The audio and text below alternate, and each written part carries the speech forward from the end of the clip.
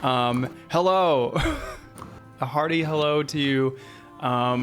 It's Tuesday night again, and I'm wearing glasses to show that time has passed.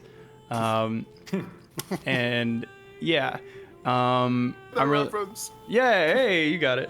I'm excited. We are at a point in the story that's kind of been a long time coming. And we have our new player Matt playing Theagenes, the spooky warlock of the Fates, that I'm very excited about. Yeah, who would like to jump into the recap?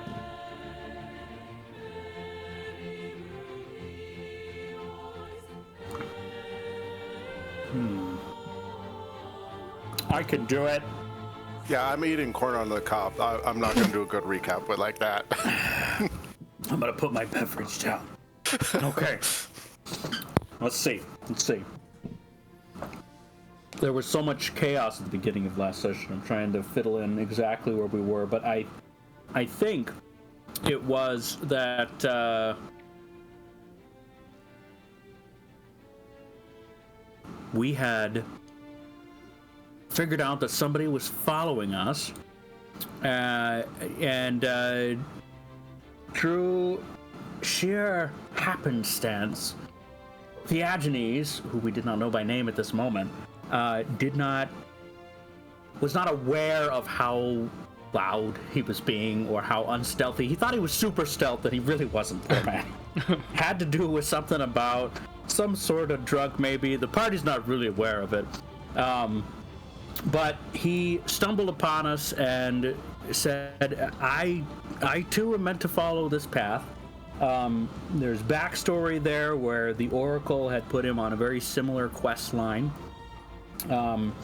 Party doesn't really know the details of what it is that puts him on the same path, but we do know that the Oracle vouches for him. And we do know that there was something else you did, Magus, that also helped out. I'm a little bit fuzzy on. I just did ascending to the Oracle. Okay.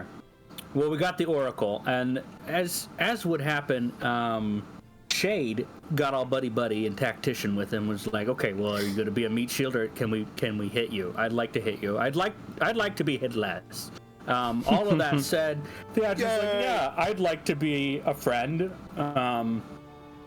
So they made a little plan about how they're gonna fight. We marched on for a while, and there was a crevasse, as it were, or a canyon, and we were walking through this canyon, and all of a sudden, a canyon of unclear dimensions. Unclear dimensions. The walls start to close in very much like a trash compactor scene from Star Wars, or so I'm told by my DM. Pull from what you know. Yeah, from what I know. The walls are coming in, and everybody's kind of freaking out. They're like, how far is it? How far is it to the exit? And everybody's doing mental math. And then, like, all of a sudden, everybody does something. It's as if we opened a box of Pandora. Everybody does something all at the same time. Magus goes up flying and grabs, I think, Theagenes, right? Mm-hmm. Yep, so you grab Theagenes, you fly up into the air, you get to the end of the canyon. Falbin, like, turns on his little jet boots, internal, and gets some jetpack speed and runs out to the end and kind of taunts Shade, who's stuck at the edge of this cliff. Shades like, get left behind, all right? Let's just be clear about that. And Theo just Misty steps the fuck out of there. So all of us just did whatever we were going to do. We got out of there, and then it was over. And as the DM is wont to say, you solved my canyon puzzle. Yeah. I didn't say it, but I wish I had.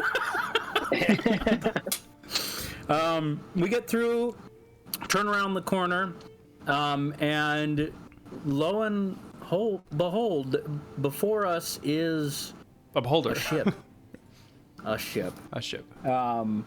And that's about where we ended. Right? Yeah. So, yeah. Magus is like, Oh yeah, I think that is a total and complete picture, and I don't think anyone could. I mean, Falbin, anything was missed. You there get was a a tidbit about Graxus. I mean, there was you a get tidbit a about... D18 inspiration die. Yeah. Shall I fulfill my role? Please go for it. The session started in the Sour Vintage Inn. Having just left off with a bunch of soldiers of Sidon coming in, and maybe in the middle of our conversation with Linus, who was a deserter from the soldiers of Sidon, and he was dragged up on stage to start karaoke, and so it was a tense situation. When we started, Shade moved in to distract the Order of Sidon people.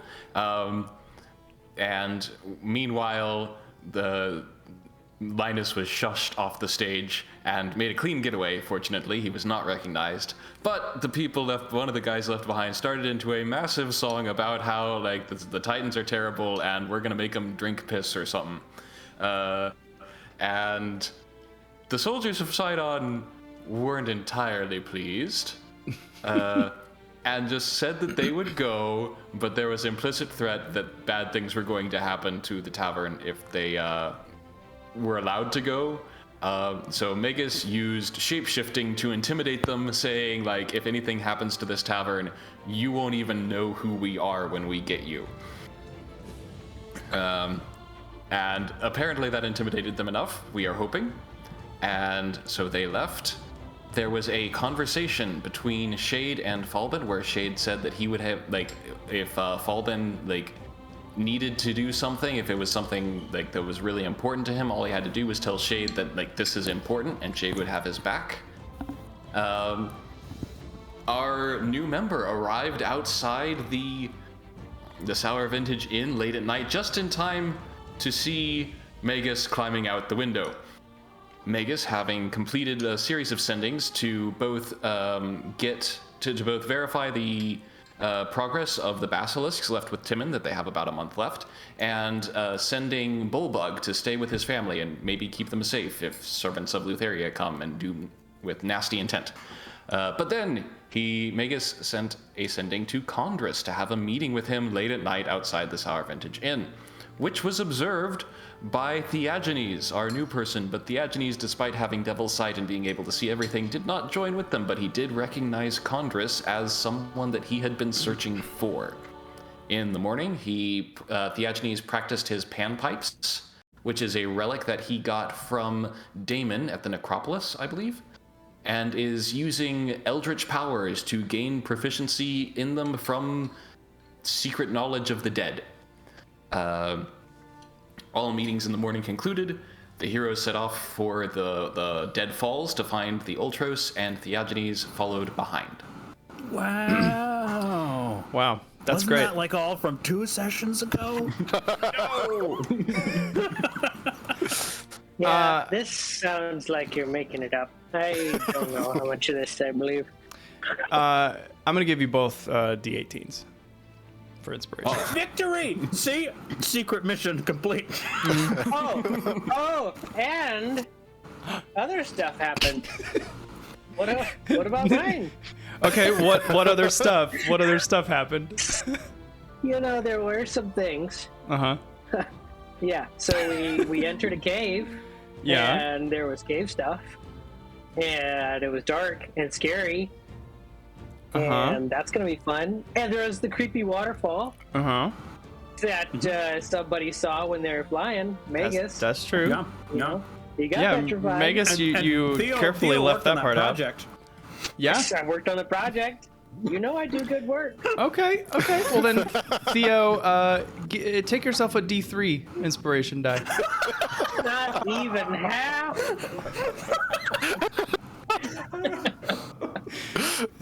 Now that I know I can do this, I'm just gonna be handing out anywhere between 1 and 100 for inspiration. We're getting graded now. No. Can you do fractions? Is that possible? Nicely They're done. called percentage die. Sure. Yeah. Okay. D 1/2. Well done, everybody. Okay, well, I think maybe the way we'll start is by quickly, like, filling in some of the gaps in Magus and Chondrus's discussion, and then we'll pick up where we are at the hidden inlet with the Ultros parked in there. So, all right, Magus, you have just seen the portal open, and out steps through Mr. Chondrus, and can I display his art in the chat? Just, in case. Show players. There we go.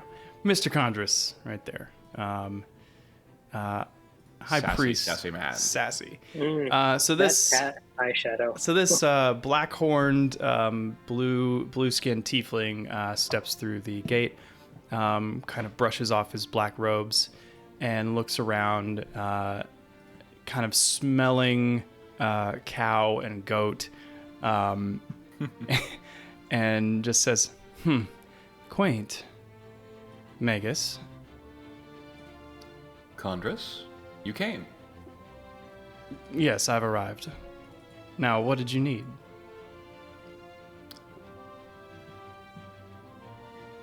I was following up. You did say to call you.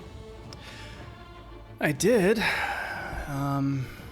I assumed Is you this would a do bad so. Oh, no. I just assumed you would do so when I was in Mytros. But that's, I'm not really limited by that sort of thing. You'll get there. That is why I thought this was a possibility. Oh, we're starting off with that, are we? Well, when you serve the powers I do, you're granted certain things, certain abilities. So what's up? Well, I think that comes into it, like the serving the powers that you do. So, I'll be forthright. What brought the idea of contacting you to mind is Lutheria certainly seems to be having her eye on us lately. And this But is in where your insight stream- roll from last session, you Right. notice him like sort of his poise falter a little when you say that. But in strange ways, and I wish I knew more about what her motivations were. Throughout, I do not want either through intention or otherwise to be using you as a way to get to her. If I am going to trust you and converse with you, I want to trust you. Throughout our journeys, we have been extending, the olive branch to those who might previously have considered us enemies, though usually we do so after they have rejected their previous allegiances. And Magus, are maybe you asking me to commit heresy? I am not. At least not yet. If you don't want to. You wouldn't want me to stop teleporting all over the place, would you?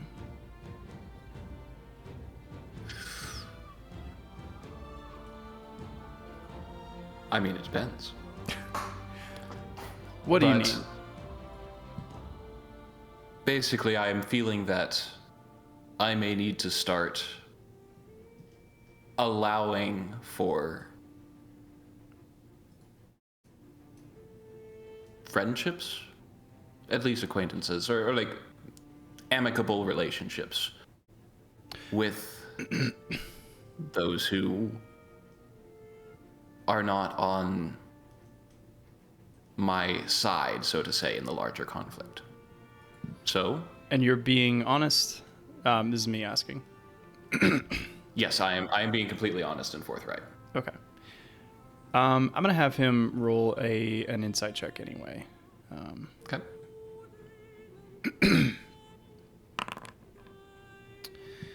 Okay. He Now, said, Yeah. Was it good or was it really good? You don't know. Okay. He'll just say something like, well, the oath of peace still hangs over us all, and working together is often beneficial. I'm also open to amicable relations with those on the other side, though if you were interested in taking the black robes, I certainly could get you an advanced placement. I don't think either of us is going to convince the other to join their side at this juncture. But How about this? Meet me at the Great Library in yonder, the island. You're familiar?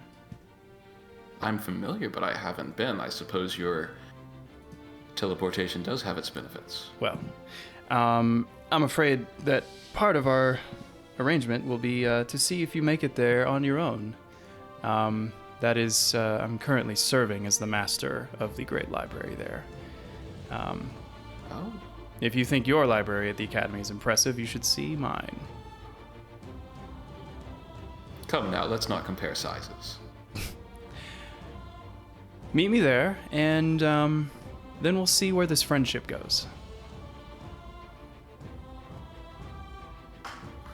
Very well. And he leaves. Yeah,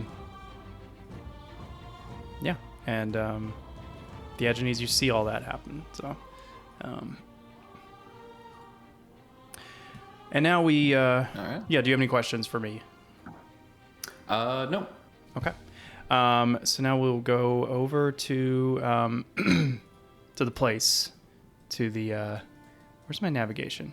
There it is. To the Dead Falls, the spooky place. Okay, so I was just like imagining like from the like Finding Nemo, like when they're starting up like the bubble volcano. It's like, and now we go to the dead. It's like boom to the Dead Falls. Exactly. So you guys are all here. You have narrowly escaped being smooshed, and you are now in a place that no living people have been. Maybe ever. What are you guys doing?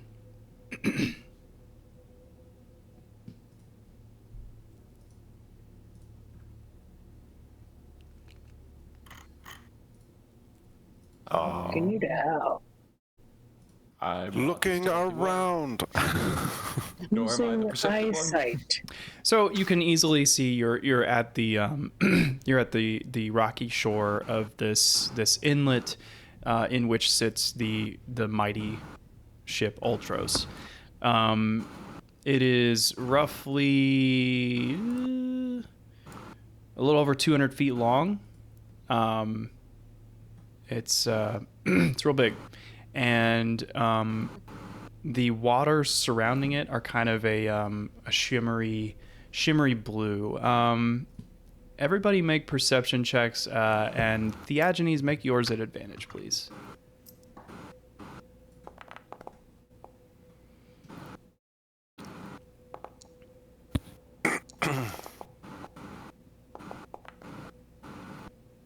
Nice, Theo. Thank you. Okay. All right. So I can't remember how to roll. Oh, that's okay. So if you have your character sheet open, let's see. Where's your guy? Oh yeah. I clicked the skill. Yep. Just click the skill, and you can actually hold Shift when you click it, and it will automatically roll at advantage. Or you can, yeah. I did wow. that, yeah, both ways. Bad. I'm very sorry. That's okay. So, Theo, you kind of coordinating with Rue are the first to see what looks like. I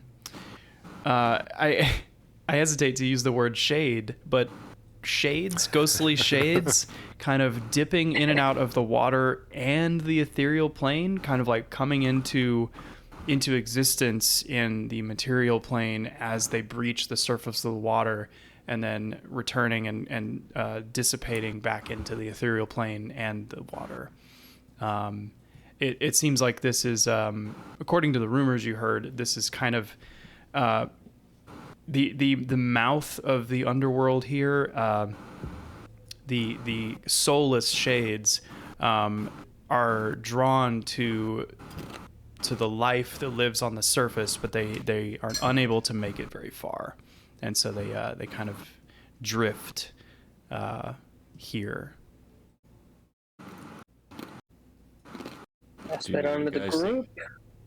See if Shade has anything that he knows about shades. Let's see how the shade. Actually, Davey, I didn't even think about this. Did you name him Shade because of the Greek concept of shades, like ghosts and stuff? Maybe.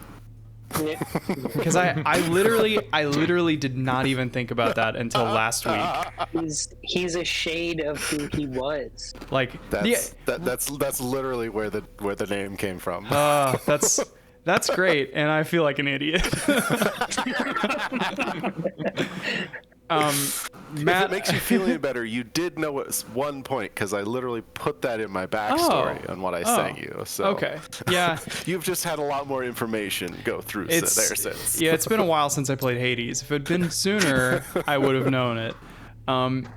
Anyway, so but like Theo, you pointed out, and then you guys are all able to see these ghostly shapes kind of moving in and out of the water.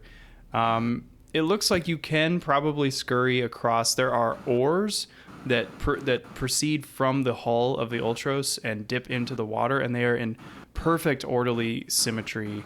It looks like about 25 oars on each side. So fly, I believe, lasts for 10 minutes. Yeah, I'd say you still have enough gas in the tank. So, we can see the boat at this point. Oh yeah. If right? you can move yourself, if you want to be around the rock. I would be like, we need to take this thing to our secret waterfall hideout. This needs to be our boat. It needs a paint job. It needs a spoiler. Thick. Yeah. That would be a good time for detect magic. That probably be a good idea. Although I imagine you're going to detect lots of magic from the boat. That is true. Also, it will take long enough that I will stop flying. So maybe we wing it. Fantastic. Yeah, laugh from the DM.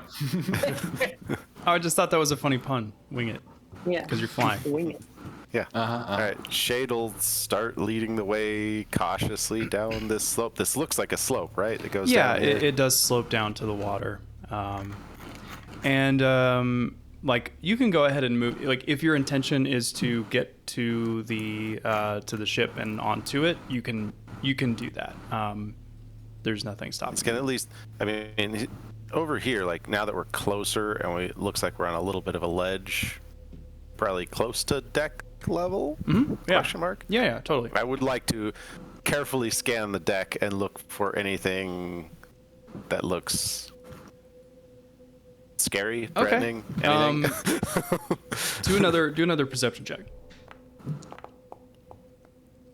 That's an 18. So the ship appears abandoned, though you look across it, you haven't seen a boat like this in a long time, but, well, in your brain, it hasn't been very long. So, and with your knowledge of ship vehicle, water vehicles, it appears very well maintained. For as old as it is, it should look awful, but it is like... Assuming it had just been, like, sitting parked here.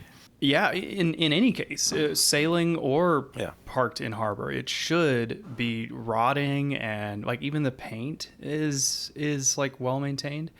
You look, and the deck of the ship is empty, but you keep looking, and you hear you think you hear faint whispering, and occasionally you hear the sound of like a very, very distant singing, from one end of the ship, but as you look, you don't see anything. There is kind of a you feel like you see movement at like the captain's wheel, like kind of at the left end of the ship, but again, like nothing apparent when you actually stare at it. It's kind of like movement out of the corner of your eye, but when you look, you don't see anything. Exactly. Yeah. All right. Shade would definitely point that out to the party. It's like something's been taking care of this ship. This should be in disrepair and stuff if somebody wasn't intentionally upkeeping and caring for it. It doesn't look like anybody's present now, but definitely be on your lookout. There's likely someone here or nearby. And with that, proceed forward. Cool. In the vision that we got from the Horn of Belmetria, there was a ship that was being commanded by a ghostly crew. Do I recognize this as the same ship? This is the same ship. You had a vision. Okay, I will bring that up. You had a vision. Yeah. Please, if you could kind of recap that for us. I believe like there wasn't a whole lot to the vision itself. It was just we had a vision of a large ship that was being manned by an undead crew that was going across unknown waters. Question, out of character, technical. Sure. Is detect evil and good castable as a ritual, or is it like detect magic, or is it only? Let me check. I don't see that it is. Let me double check for you. Let's see. On your It is an action. So it's not a ritual. So you would burn a spell slot. But the good thing about warlocks is that you can get all your spell slots back on a short rest. Oh, nifty. Yeah. I do feel the need to cast detect evil and good as I walk toward this ship. Yeah, absolutely. That sounds like a good idea. So let me see. Let me just double check that. For the duration, you know if there is an aberration, celestial, elemental, fey, fiend, or undead within 30 feet of you, as well as where the creature is located. Similarly, you know if there is a place or object within 30 feet of you that has been magically consecrated or desecrated. Interesting. Okay. So you know the range is 30 feet, so you probably would want to be close to or like on the ship before you cast it. So I'll just give you that. Okay. You also can still fly for the moment. That's true. Yes. So there is a duration, right? Like it'll it's up for 10 minutes. So do you have to concentrate on my flying, or do I concentrate on my flying? That's a great point. I think it's Megas. Concentrate on your flying. Yeah, so you could do. So Go for it. If I get hurt, you fall out of the sky. But that does mean that you can do a flyby, detect evil and good, which is very cool. Right. Maybe I will. Okay. This has got Necropolis energy right now. Yeah, just a bit. Yeah. Okay, so with you still having some flying time from Magus' fly spell, you loft towards the ship. What's your kind of flight path? I guess I'll go to it. It looks like the front of the ship. This end here is the back. Well, I mean, the bow of the ship is on the right, and the aft is on the left. Correct. Okay, so I'm going to fly to the bow and do a run down back towards the aft of the ship, and then land on that little downward ramp there. Okay. Assuming nothing goes wrong in the meantime. Yeah. Let me double check one thing really quick. Falbin and Theo, what are you guys doing? Well, I would have Rue kind of looking around, flying about, seeing if there's anything else that he can see. And I'd just be, ready for some action, knowing that there's unknown entities about. Mm-hmm. How tall is the ship? I think the tip of the mast, like from the water level up, is gonna be like 100 feet. But how tall is the ship from the From the sort of the deck bottom to the? from the deck. Yeah. So like, what I'm trying to figure out is how close to the deck do I need to be to sort of feel into the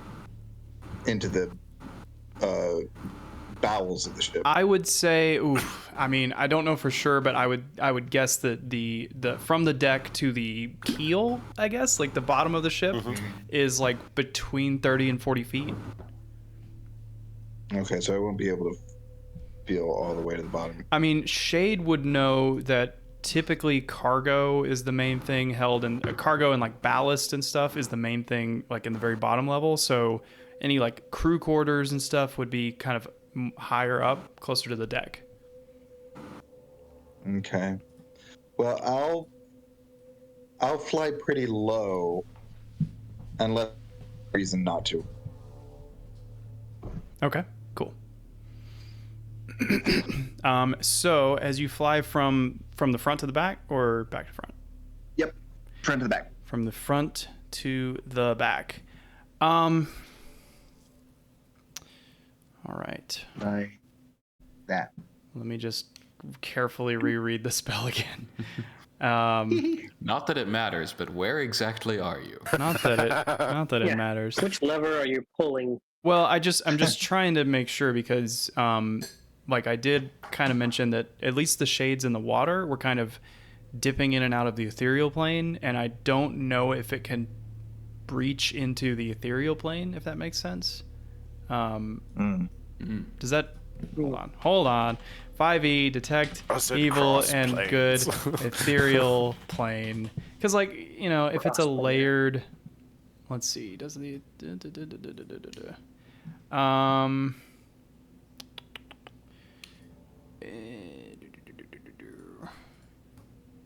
I think it has to be in your plane. It doesn't say anything about crossing planes.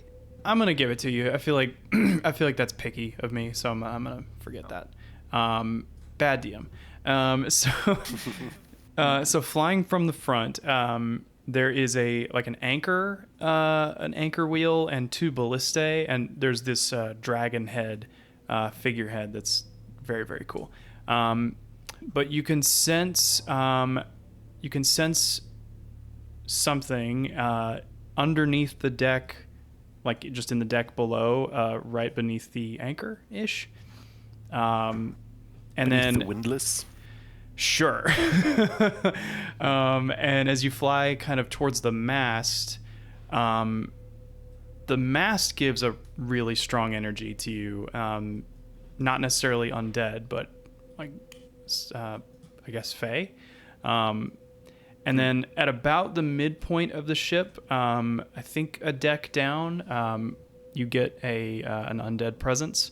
And then there is probably the strongest undead presence on top of the deck, on the bridge where the wheel is. Do I see anything there?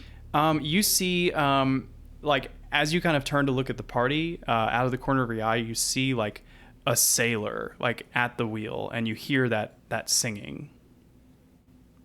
But then you look back and you don't see him. Is he singing? Dig, dig. No, he's singing like a raspy sea shanty. Shippy shippy wheel. Shippy wheel. Yeah. We exist to make Magus go. Which you know what I mean. Which you know what I mean. For Christ's sake. I'm gonna run away with Condrus. Yeah. If that's what your character would do. No. Cool. So it seems like there are kind of hot spots of undead activity at the bow, about the middle of the ship, and then at the stern, the bridge. About the middle of the ship we call amidships. Sure. See, that's why you guys are here, to fill in my lack of knowledge when it comes to sailing vessels. But yeah. I've just exhausted mine. Cool. Cool. So, what do you do? Well, I fly back and I say, hello.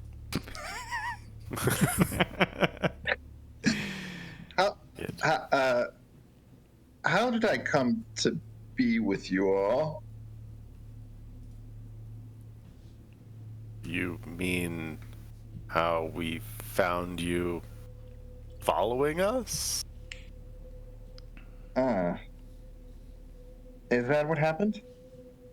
Oh boy. Yes. What is the earliest thing you remember of being in our company? Oh, well, I remember just flying. Did I just fly? Oh boy. Yes, by the way. You've been traveling with us for most of the day. I think I do remember that. I just don't remember how I got to be with you. You were following us. We stopped and waited to see if there were any followers, and we saw you. That's how you came to be with us. Did I say Are you anything? all right?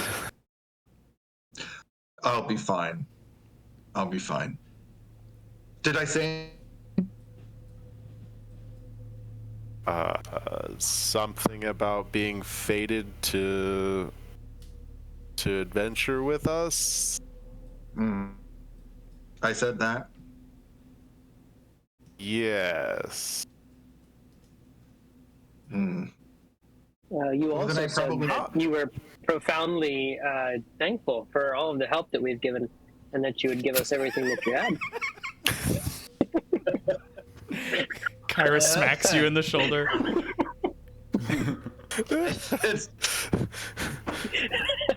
I should probably make some kind of a perception check there, or insight. Yes, you should. Here we go. I'm fine with it. Please roll on that one. That would be hilarious. God. Damn it! 12. 12's not bad. Yeah. 12? 12. Oh. Thank God. Wisdom. Plus 7's pull okay. it through for you. That part doesn't sound like me. Okay, maybe. It's worth a try. And that's Theo for you if you don't remember the introductions. Take everything to the most, okay? It's a part of my religion. He's not wrong. In any case, there are undead amidships and at the bow of the ship. All right. Well then, I guess our vision is at least partially true.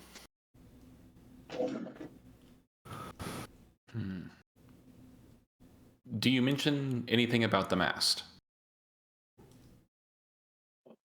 And one more thing. The mast is Fae?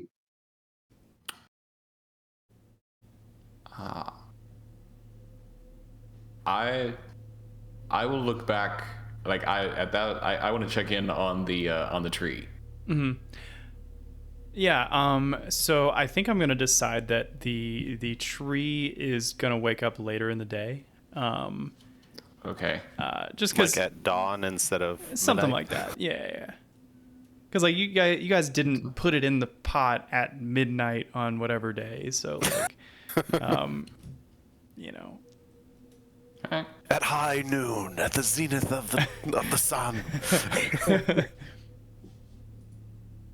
But yeah, the tree is like you can sense like a restlessness to it, but it is still, you know, in its tree-like state.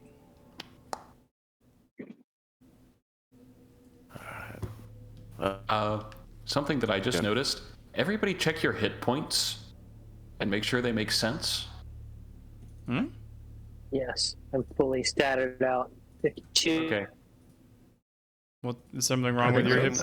Oh, Oh, Magus, yours are not right. No. 400. 400. Yeah. Why would you tell him? You're at... Fortunately, I do remember that they were at 51. Okay, so- all right. 16 is too low, so yeah. That's all good. We've had some technical issues today. Okay, so you, what now? Falvin, you haven't said anything in a bit. I am eyeing Theagenes, and my head is kind of cocked when he goes through this. Who are you? And I'm just preparing to deal with undead at this moment. Cool. So is this basically our marching order? Like, this is how we're kind of arrayed right now? Yeah. Again, don't worry about marching order. Like, I'm not like getting ready to throw a trap at you. It doesn't matter, but like, you know. I've heard this before. And I will send my echo up. Okay. Send your echo So, first. as Shade would indicate, all right, well, let's go. And because Theogenes is in front right now, so kind of like lead the way. And as soon as he starts going, Shade is going to lean back to Thalbin and just be like, whisper, you got my back, right? Falvin just nods and kind of side eyes Theagenes. It's like, this guy seemed kind of normal at first, but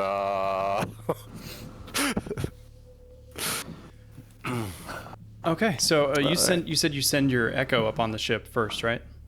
yeah, I'm going to basically send my echo up right at 30 feet from me, so I'll get to the edge of the water, and that should be just barely enough for my echo to be up Okay. on the edge of the ship. You can see a rope ladder that runs down the side of the ship that you could probably cross over one of the oars to reach the ladder and climb up. That's not how Shade rolls. Oh, Echo sure. swap. Echo swap. He literally says echo swap. So I know it's been perception checks all day, but Shade, please roll me one more perception check. Yes, sir. 17. So right before you swap, you see what almost looks like an arm throw over your echo's shoulder and kind of rock it back and forth in frivolity. Pause. Just a second. And I will transfer my consciousness to my echo. It's frivolity. What are you worried about? Everything when it comes to undead. Sure. So, but you take over the senses of your echo. Yeah. So cool. So I'm seeing and hearing through its eyes, and I'll look around for this arm and what it's attached to. Yeah. So through your echo, you're now hearing, basically at full volume, even though you guys are on the shore not hearing this, you're hearing this sea shanty, and it's there's like several voices kind of in a close-ish vicinity singing together, and the lead voice up on the bridge that kind of like says the verse, and then the spirit that has got you arm in arm goes into the chorus, but then it fades after about 5 seconds. Is this a sea shanty I would know and recognize? Ooh, I'm gonna say yeah. Yeah, it is. Yeah. So just be like, oh boy, that's like a flash of nostalgia. So I basically, that would tell me that these are basically spirits of the original crew that were from the era of the Dragonlords, right? Pretty good assumption. Yeah. Like, I feel like it would be like connecting memories Yeah. that would. Yeah, I think that's that. definitely fair to say. All right. So as it fades, do I still like see, feel the arm? It fades. the It echo fades shoulder. with the sound. It seems to kind of drift in and out of the ethereal plane, like the shades. All right. Well, with that, Shade would just speak to the party around him. Just seems like they are singing, and then he'll swap teleport.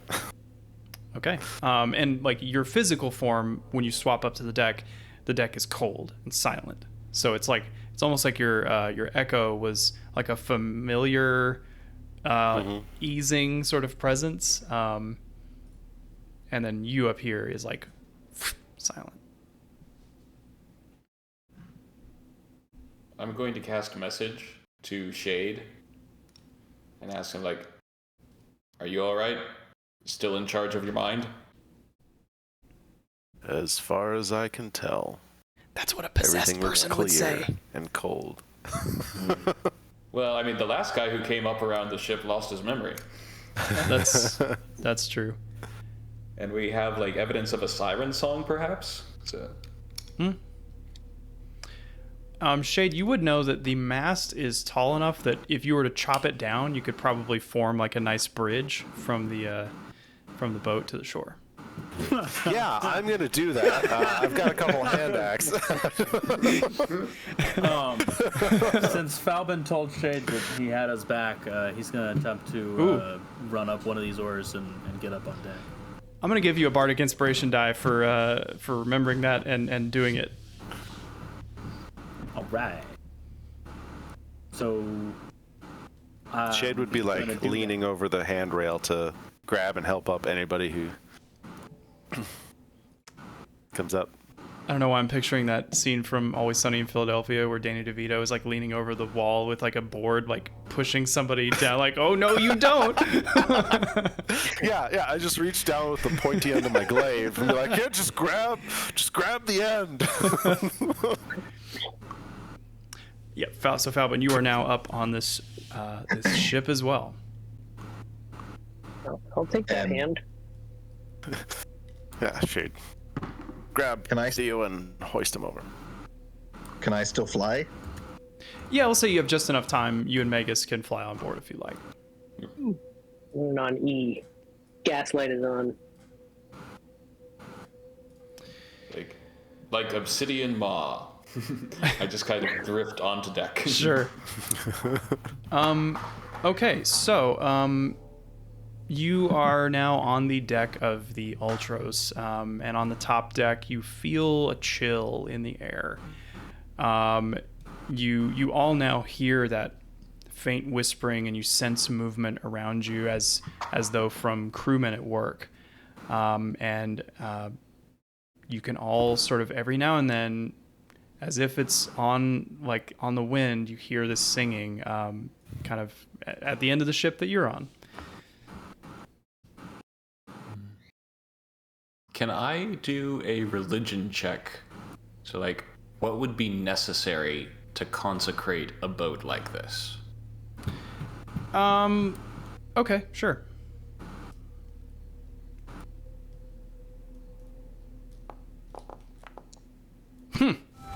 It's a natural natural 20. Was that you or Foundry that did ho ho ho? That was Foundry. It sounded like you. That's funny. Okay, so wow. 29. To consecrate it. To consecrate it, you can feel deep unrest aboard this ship, something in your gut. And you get the feeling that it will take concerted effort, but possibly that you could make it work, like even if not fully consecrated. Like you may not be completely stymied by like a cursed state, if that makes sense. Okay. And that's the best possible result. Yay. So yeah, like there's I will relay that there's apparently some real deep unrest in this ship. We might be able to take charge of it. Well, it is sitting on the doorway to the underworld. Can't imagine what else they'd have but unrest. Fair. Theagenes, with you now like on the deck, you know, for more than just a brief flyby. Oh, are you on the deck? I am. I can't move my freaking token. I'm so sorry. I gotcha. No, he's jumping into the water. He's swimming with the spirits. So with you on deck now for more than just a moment, the presence on the bridge starts to kind of fade into perception, and it's almost as if your presence is like calming, and at the steering wheel at the rear of the ship, you now see a ghost. A dwarven ghost. Bada boom. There he is. And he is now totally audibly singing this Randy song to inspire the crew as they go about their tasks. I am a dwarf. I mean, he is a dwarf. Yeah.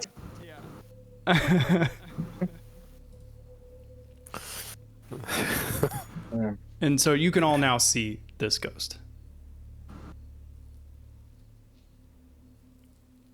Is the ghost like conscious of us, or is he just like there? I'll say that like after a minute, like he does look in your direction and say, "So, you here to take the Ultros? That would be bold. Some would say stupid. The captain doesn't take kindly to stowaways. Believe me, I know. I've been here since the beginning. 500 years, give a decade or so. He wouldn't like it. I'd probably have to kill you." Well, we are bold. Oh, Sorry. Well, Mega's gonna answer. yeah. We are bold, but we also prefer not to die. I wish I'd thought of that. While they're talking, Shade would basically walk as close as he figures is kind of quasi-safe, which I assume is something like a couple steps up the stairs. Sure. Does he recognize this spirit? Okay, so as kind of a context, you were never crewed on the Ultros, so like Right. it is possible that you might recognize this person. So we'll say roll a history check. Okay. Because you fine. saw them, you know, at a tavern in Mytros or something. Right. I figured the crew of the Ultros would have been pretty well known. Oh yeah. And, you know, I circulated in Dragonlord circles, but not helmsman circles. I mean, do you want to? You can inspire it if you want. Inspiration. Okay. No. Yeah, you don't recognize this guy. You don't recognize this guy. He says, "Oh, now you have some sea legs. I think if the captain would have anybody take over, it'd be you." Actually, they're more like A-legs. Who's this funny guy? Oh, a satyr. Nice. And who is this captain? Can I see what he thinks when he recognizes the satyr? Sure. Yeah, insight check, probably. While you're rolling out, what did you say? He's asking, so who is this captain? Right. With a 13, you get like, I don't know, like he seems happy to see you all, maybe a little confused to see a satyr on deck, but nothing crazy. He says, "Oh, I don't want to spoil the surprise. You just have to meet him. I'm sure he's around somewhere. Making the rounds." So you're saying we just wait here for him, or is there something we need to do? Well, I mean, if you don't want to be considered a stowaway, maybe you should go around the ship and get the endorsement of some of the other Thanes, and maybe with enough strong recommendations, we might be able to get you a position on board. He is a Thane, the position that he. I mean, he's a. I don't know what ship title he is, but he's a helmsman. He's a helmsman. Steering the ship. He's a helmsman. But basically, it's a kind of a military nobleman.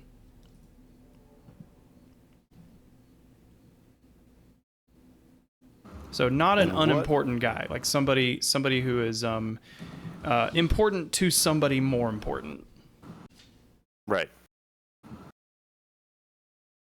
So if we don't get the endorsement of other crew members, then we'll be treated as stowaways, which means... Well, the captain don't take kindly to stowaways. Oh, yeah. And if we did join the ship, what would that entail? Oh, it's different for everybody, so I can't really say. Jade glancing around the ship. I'd assume it means death as well? Well, yeah, that usually discourages most people, most stowaways. Now off you go, get those 29 bat wings, and report back to me. You say you've been helming this ship for about 500 years. Is that an existence you enjoy? Oh, it's dirty work. But, it's a living. Not really. he just laughs unless you're trying to persuade more out of him. Not really. Okay. He just laughs it off. All right. I guess we meet other people. He says if you go straight down, so you can actually see there's a ladder, or not a ladder, but a stairway, directly below the bridge. Go straight down, and that's the Thane's quarters. You'll probably run into one of my other, either Metron or Skathon. Do I recognize these names? No. Okay.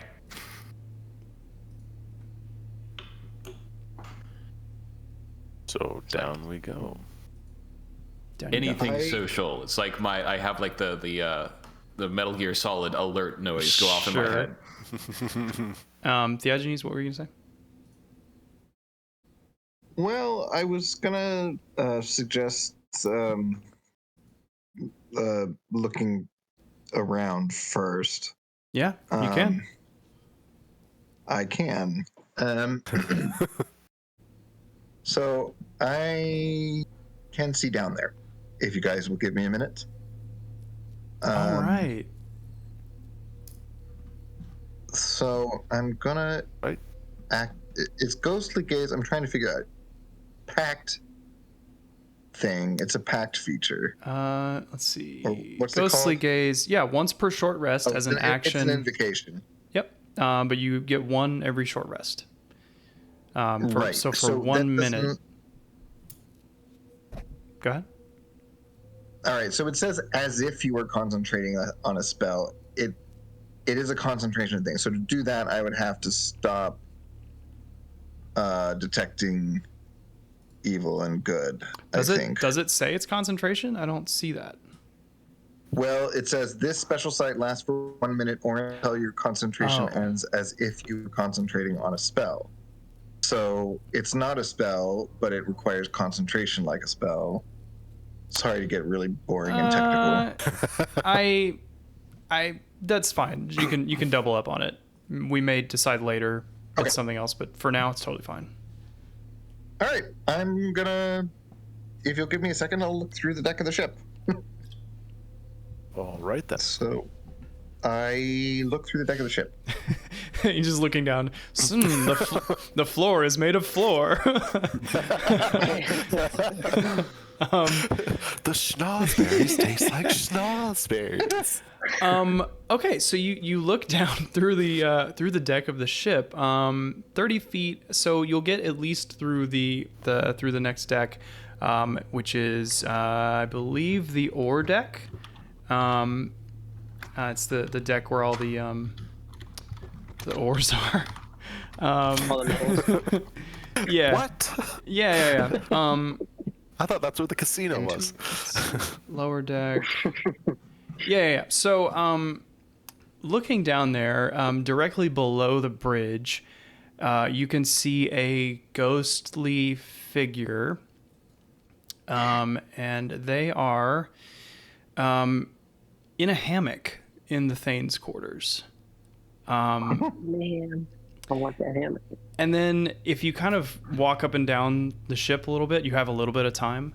About right below this point, there is someone sitting like on a bench, just sitting on a bench. And this is a ghostly someone. Yep, ghostly someone. I'm assuming. Ghostly someone. Okay. And then there is. He's walking up and down the ship. Since he's like looking straight down, Shade is going to be walking like just a little bit in front of him, kind of just in case. Making sure he doesn't bump into anything. Or making sure nothing jumps out at him. Sure. You proceed up towards the front of the ship, and below, down below here, in what you can assume is another room. Actually, you can see through, so you can see it's like it's a nicer quarters, and there's like a desk and a nice chair, and sitting in the nice chair is an undead figure. So that's pretty much what I knew already, except that now I know that they're lounging. Yeah, basically. Yeah. Okay. Yeah. Well, they don't seem agitated. We can go and talk to them, I suppose. As we're heading back down the length of the ship, Shade would like to stop at the mast and inspect that. Yeah, so you go to inspect the mast, and like whether or not you touch it, same result. Do you touch it? He would definitely touch it. Okay. Like kind of just put his hand on it and just. You put your hand on it. Feel anything like? Oh yeah. That's an affirmative. You are kind of jolted by this flashback, and you see a very brief, very brutal flashback of Demetrius' sister, Delphia, being killed by Estor. She's actually, you see her being dragged to her spirit tree, the tree that was eventually formed this ship. She's tied to the tree, and Estor and his men hack through her and then through the tree in one macabre labor. Yeah.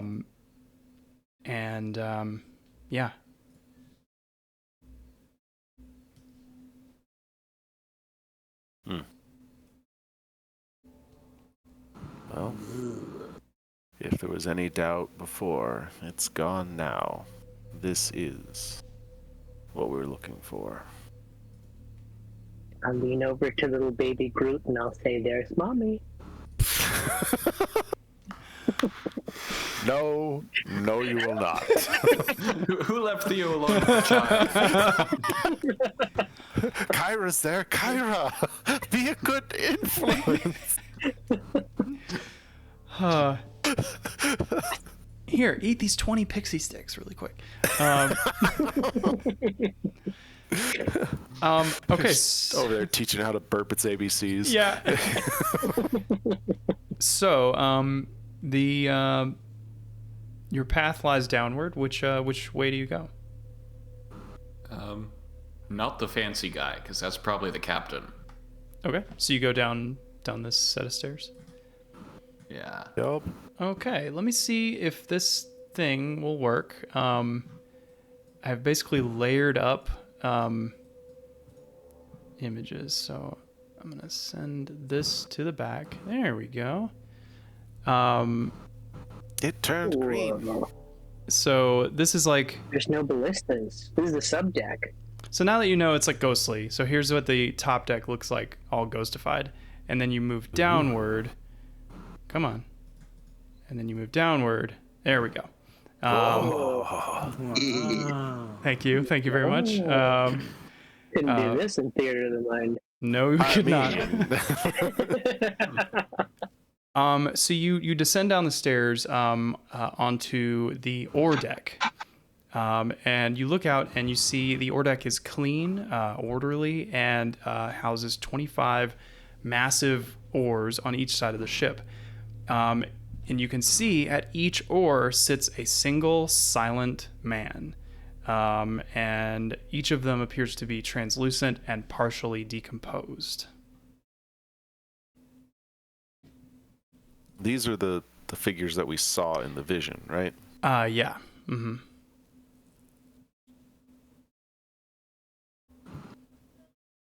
Hmm. Now, where did the guy up top say that his friend was? He would be back here in this quarters room. I would indicate that we go that way. Hammock guy. Oh, and one other thing, you see there's a figure sitting on a chair. She's more like right here, and she is sitting by a drum.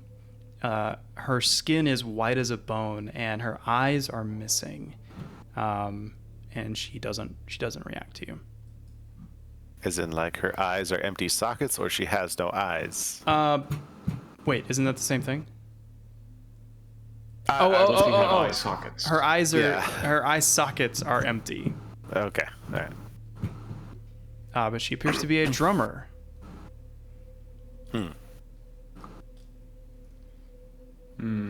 Ladies and gentlemen, Miss Meg White.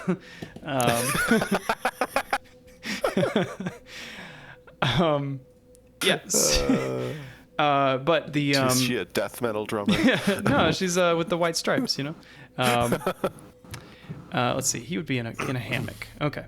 So, but venturing back into the Thane's quarters, there is an undead figure alone in a hammock.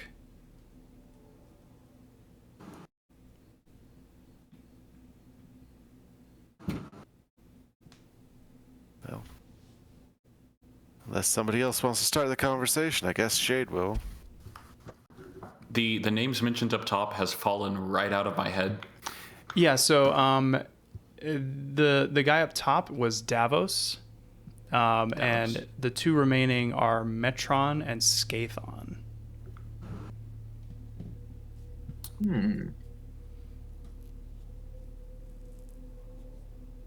And he kind of starts awake as you enter the room.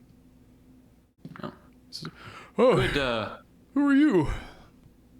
Oh, we just spoke with Davos up on deck. Are you Metron? Oh, that's why I haven't been able to get any sleep. Just singing. Oh yes, he does like that. Metron, that's me. Who are you? My name is Magus. This here is Shade. Are you part of the crew? Are you you're not stowaways, are you, scallywags? Oh no, we are hoping to make ourselves known to the crew so that we are not mistaken for stowaways. Well, who are you then? Like Magus, Shade, those are just names. Who are you? Oh boy. Are you enemies? Are you friends? Are you who do you ally with? Who are you? We certainly hope we are not enemies. We ally with the five. Okay. All right. So, are you soldiers or like priests? A mix.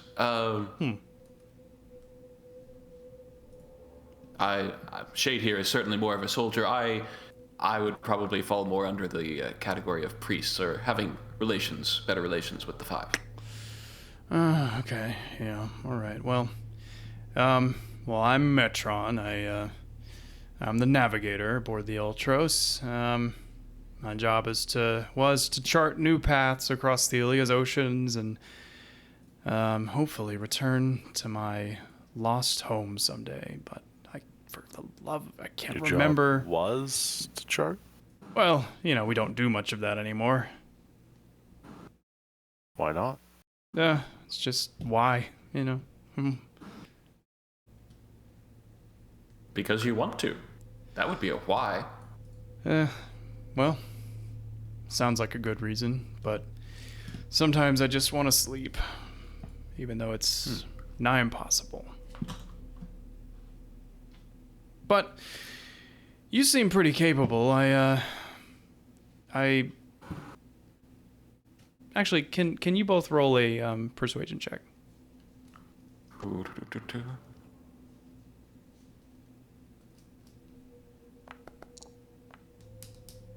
It's a 20 from Shade and a 25 from Megas. Wow. You guys are approachable. You made a great impression. Great impression. Super good. He says, this has been kind of weighing on my chest for a while. And he looks over at a chest sitting on the ground. And he says,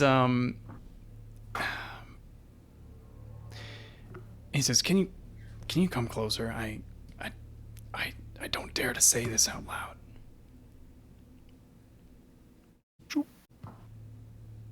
Can I insight? Is this a trap? You can insight.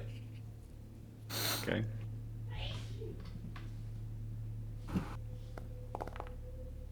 Yeah. You're not sure. Shade seems confident.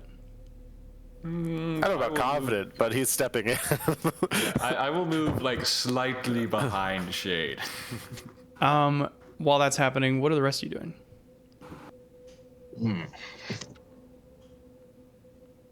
Well, I'd like to approach the drummer. Mm-hmm. Yeah. You do that. I'm just kind of on high alert and watching people's backs. I'll be looking at the mechanisms and the ship. Okay. Yeah. So, you're close to the rudder, so you can see where some of the counterweights and pulleys and stuff go from the wheel to the rudder, and you're taking note of them. Theagenes, as you approach the woman sitting at the drum, she looks up at you, and with these totally vacant eye sockets, she asks one simple question: "Are you ready to travel to Mytros?"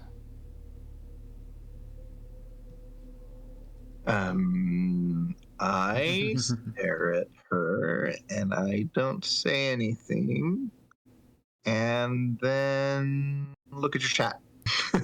Oh, okay. All right. Look at my chat. I don't see anything. Is it a ghost? Did you send me a ghost that I can't see? Get ghosted. Oh no, I got ghosted? I don't see anything. Oh, there we go. Oh, okay. She starts to beat the drum, and at once all the specters sitting on the benches holding the rows begin to row. Oh shoot! What did you do? Where are you moving? And you start to move. Friends? I think I started the ship. Oh, is that what we are? I can't remember.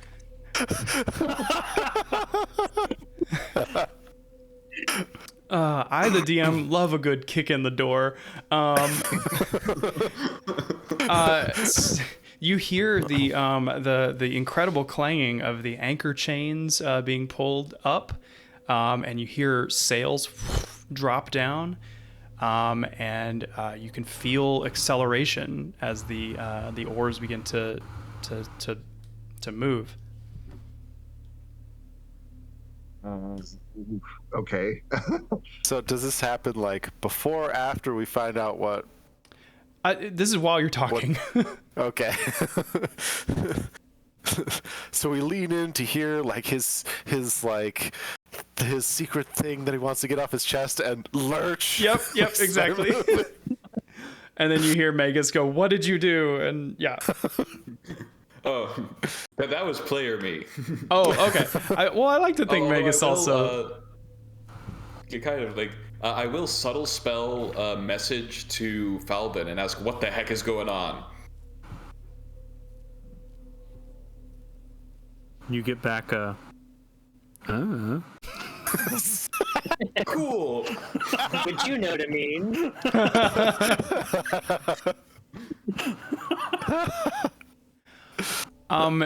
So what do you guys do? Do you stay here? Do you go investigate? What's going on? Falbin after the I don't know what's going on and be like, the boat is moving, people are rowing, the drummer is drumming, and it started after Theagenes talked to the drummer. Tattletale. I just told her I was ready to go to Mytros. We just came from Mytros. I would want to stay. I would want to stay and at least hear what this guy's secret is if he still feels like talking after the ship has started moving. Okay. He says. Yeah, go for it. I'm gonna have Root go up and look where we're going and figure out what's happening. Okay, so Rue flies up and then immediately flies back down and says, "Rocks, we're sailing to rocks. There are rocks." Oh God! Please stop. I think they might be able to go through things that we can't. You say, "Please stop," and she looks up to you and doesn't say anything. She's just drumming.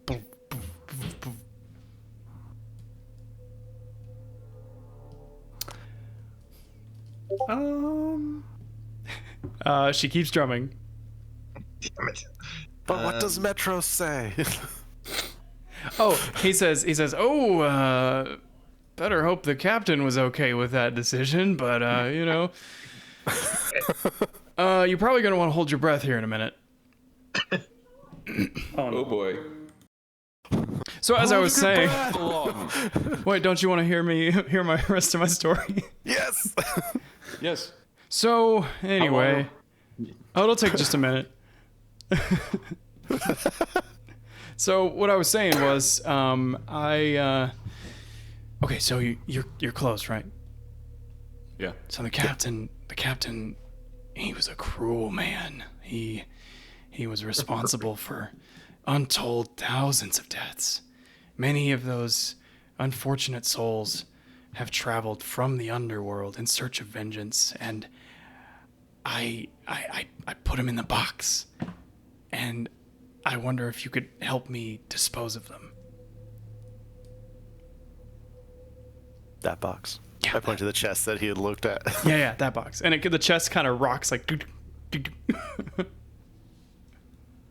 How big is this chest? Would it fit in the bag of folding? God, I hope not. Okay, so I can't help it. Ask. No, it is actually okay. I'm not kidding. It is actually bolted to the floor. Can we put the boat in the bag? The boat actually will fit in the bag of holding. Yes. No. We don't need to do. So I look at it and be like, so you want us to dispose of a chest that's bolted to a magical ship? The spirits inside the chest. I put them in there because I just had to. I couldn't let the captain see them. How many of them are there? Oof. I don't remember. Like, have all those untold thousands come back? Oh no, not thousands. I'm not a god or anything. It's just, it's a handful or more. I don't know.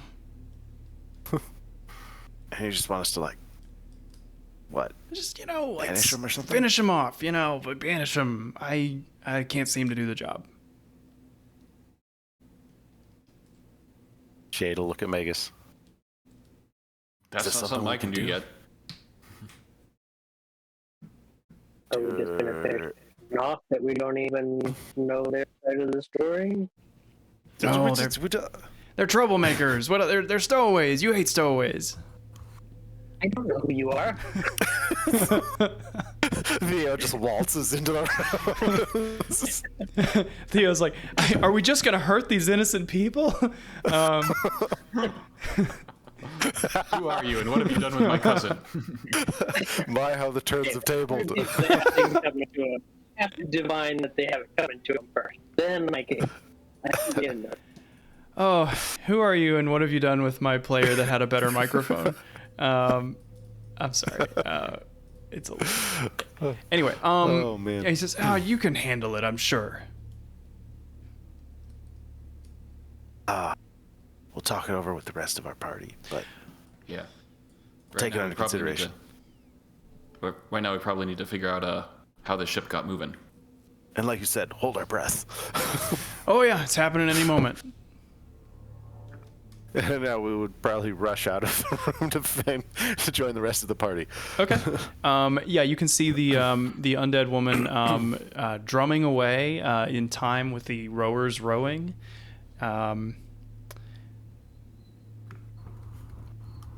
What's going on? The other guy said to hold our breath soon. Apparently, like, the Agenes talked to the drummer, and then we started moving. Diogenes, what did you do? I just told her I was ready to go to Mytros. Mytros? We just came from Mytros. I don't know. It seemed like the thing to do. To be fair, she asked if you were ready to go to Mytros. You didn't pick the destination. I will go up and, like, Skatha, is it? Skathon.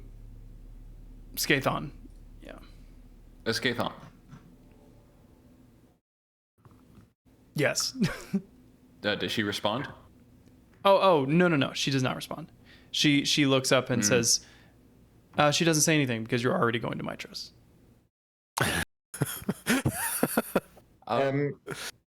Okay, May I'm going I to try ask- one more thing. Oh, okay. Okay. Oh, I'm sorry. No, If you go first. Okay, I'm going to try and tell her that the captain told her to stop. Can I deceive her?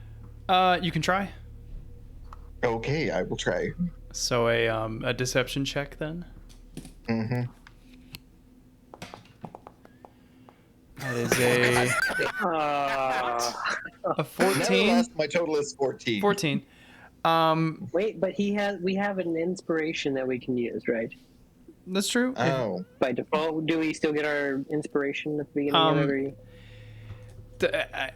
Don't save your inspiration.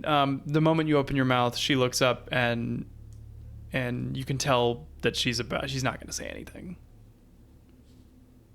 Okay. Damn it. even Captain. She's got one job well. and she's doing it. She's doing it really good. She's beating that drum. If she's disobeying the captain's orders. Yeah. May I ask, why are we going to Mytros? She looks at you with a blank stare. Fantastic. Jade would step up. Can we pick a different destination that isn't Mytros? She will not communicate with any of you in any other way.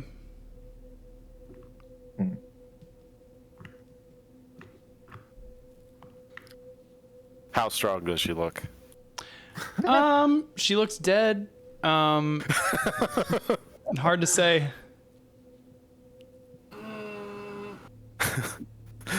I almost want to try and take the drum. About 20 seconds ago, Falbin started playing with his knives. And it's like he knows how to make it stop. Okay. I mean, do you guys want to fight her? She's just doing her job. I'll We give have innocent ghosts to kill. I'll give you surprise on her. Right, son. Daniel really The wants DM to never gives you surprise. explore This is a this. trap. Yeah. I would like to try and hold her arms to keep her from drumming. Okie dokie. All right. I would say, as a please stop. Make And I try and grab her a arms. strength check. All right.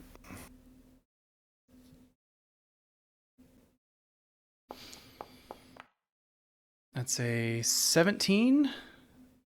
Her arms are like iron rods and continue to beat this drum despite your best efforts.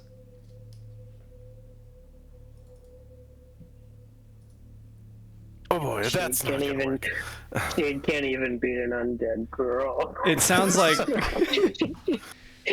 she's giving like Metallica Saint Anger with like that trash can snare drum. Yeah, she's got a job to do, man. Well, do you want to try and stop her by force?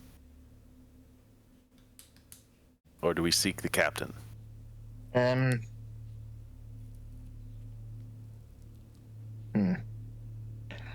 Great think that if question. I think we need her. I think we want her to be around so the ship will move. Theo can drum. He knows what it sounds like. Well, yeah, but, we'll have to stop this drum first. Maybe, the captain would probably be pissed and kill us. So we could start it that way. And then we'll just kill him. Yeah, and then we'll kill him. Do we try and talk to the captain first? Well, yeah. Gonna kill it.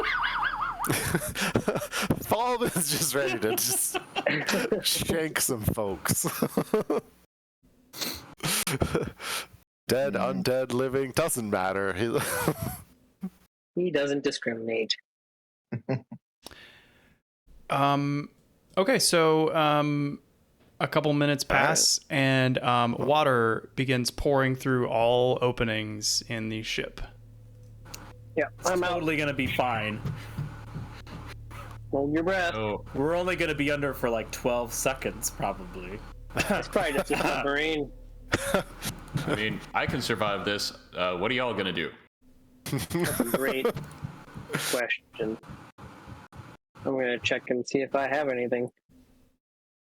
I will say that like the ports that the oars are through are wide enough that if you shimmy over to one, you can look out the side. Yeah, definitely. Look outside. Is what? Isn't water coming through them? Yeah, but if you can open your eyes underwater, I could never do it. But Is it salt water? it's salt water. Yeah. Oh, no. Haha, you burn your eyes. I got you. Zing. Disadvantage on all your perception checks. And all the girls on the beach laugh as you reach for you try to find a towel and you can't find one.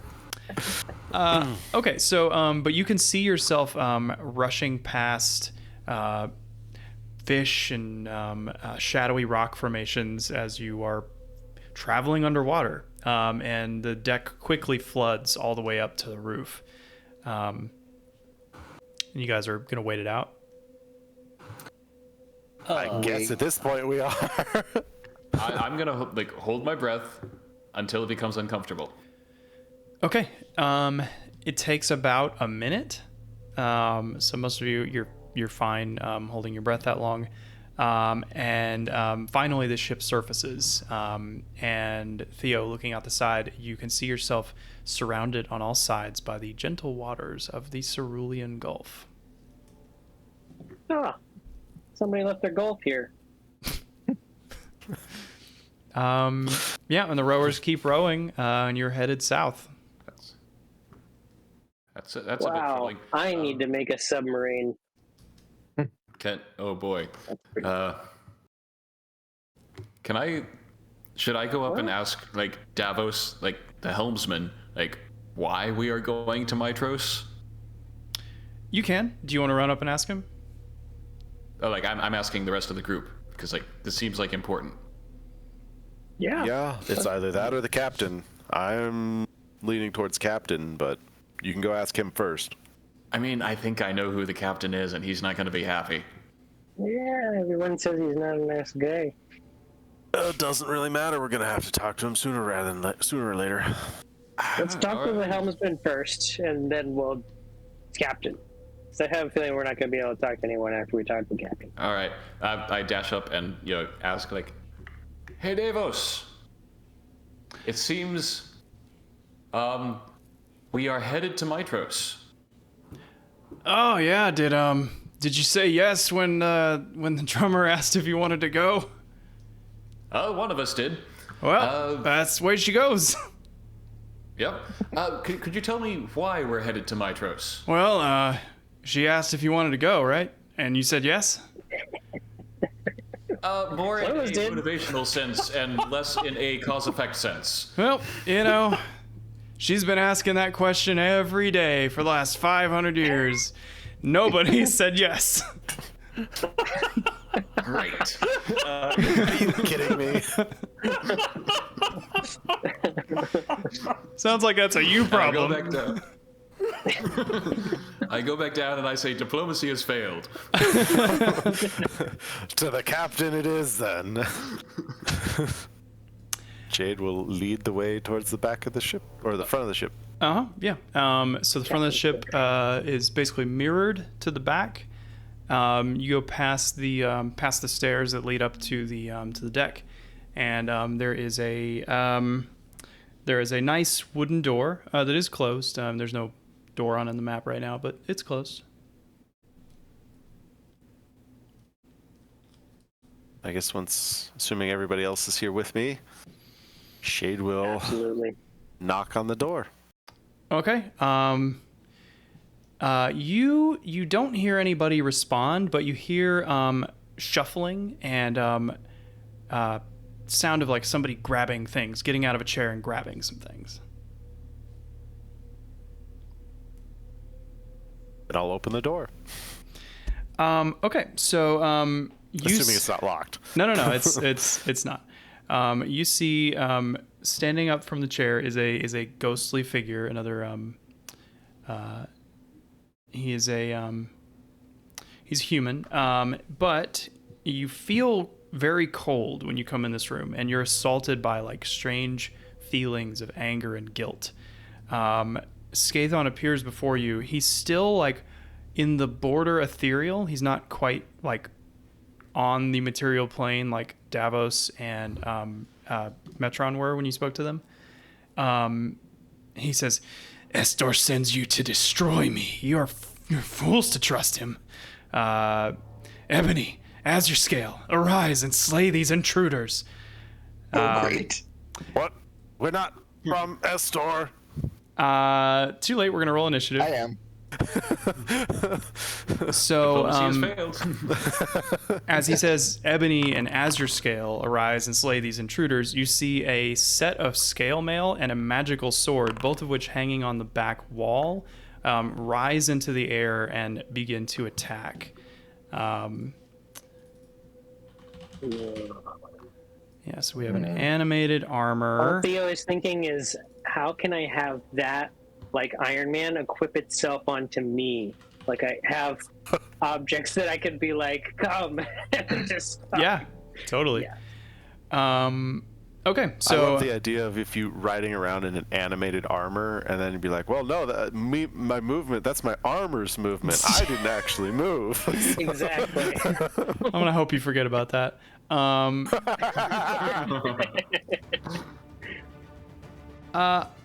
Okie dokie. So we are gonna get into combat. Let's see. They all need to roll initiative. Falbin's up first. Who would have thought? Shocking. Shocking. Shade's big furry butt is in his way. Okie dokie.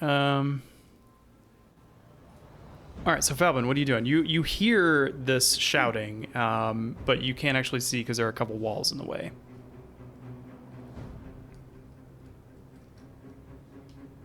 I hear shouting. Well, Yeah. just real quick, whatchamacallits, housekeeping. Shade wouldn't have gone in the door if everybody's still back in the rowing compartment. He would that's why I explicitly said I waited till everybody got here. Okay, that's fine So- if everybody wants to arrange themselves where they would be. Yeah. So Yep, I wherever did. you would This be. is where I would be. Okay, so Magus is intentionally staying back in the rowing compartment. All right. Theo.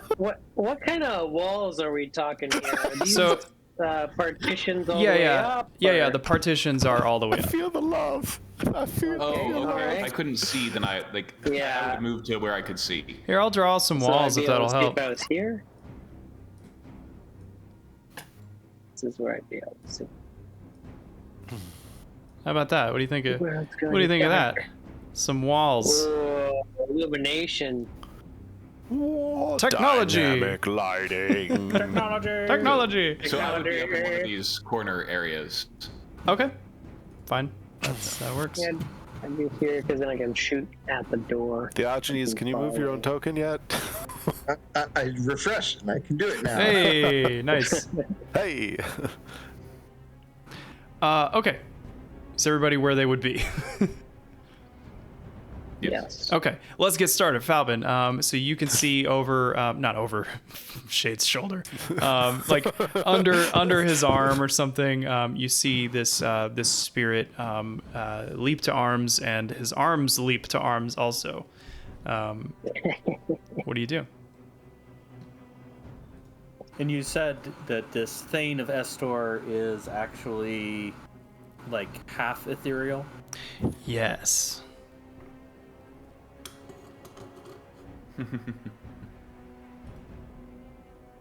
Okay, so he's gonna get a dagger. What? A Are you gonna give him the rebound? I'm gonna give him a rebound, and since I have advantage on the first roll, Elven advantage accuracy. Play. Okay. Who are you attacking? Sheesh. The Scathon. Okay. Yeah, on. 21 to hit. Okay. It goes right through him. Sweet. Then I kind of look at Shade and I'm like, that might be a problem. And I use my bonus action to attack the animated armor with my rebound dagger. Okay. It looks like scale mail, like mariner armor. Well, that's a my friends, crit. is a crit. Look at that. That is a crit. And That I is do get sneak attack not- because it hasn't taken a turn yet. Oh my gosh. Oh my god. Is that right? Oh my god. Yeah. Wait, I wait. think that's right. What? I don't. Done. No. No. Take the What's, second one. what's Take the that second plus 28 No, stuff? No, 86. No, 86. One. It asked me if 86 I was is a rolling good a number. critical damage, but it's Oh. already taken into. So take the Still 50 damage? Okay. How do you kill this? No, you just hang it back up on the wall. You just literally, it comes up off the wall, throws the hands up, and then you just hang it back up on the wall. And it goes Yeah, limp. and as I throw the dagger, I just say nope. Skathon says, "As your scale, no." Just pins it back to the wall with the knife. Yeah, it's not. It's dead. Cool. Then I'm gonna go ahead and just take a Overkill. sidestep here. That was absolute overkill. Okay, foul. Megas. I mean, sorry. All right. Let's see. I'm gonna like, excuse me. My reach. Excuse me. All right, cool.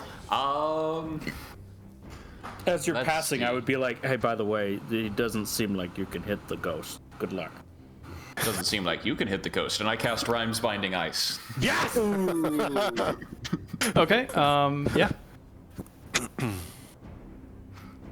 Is it like a cone or something? I can't remember what the. Yes, one moment.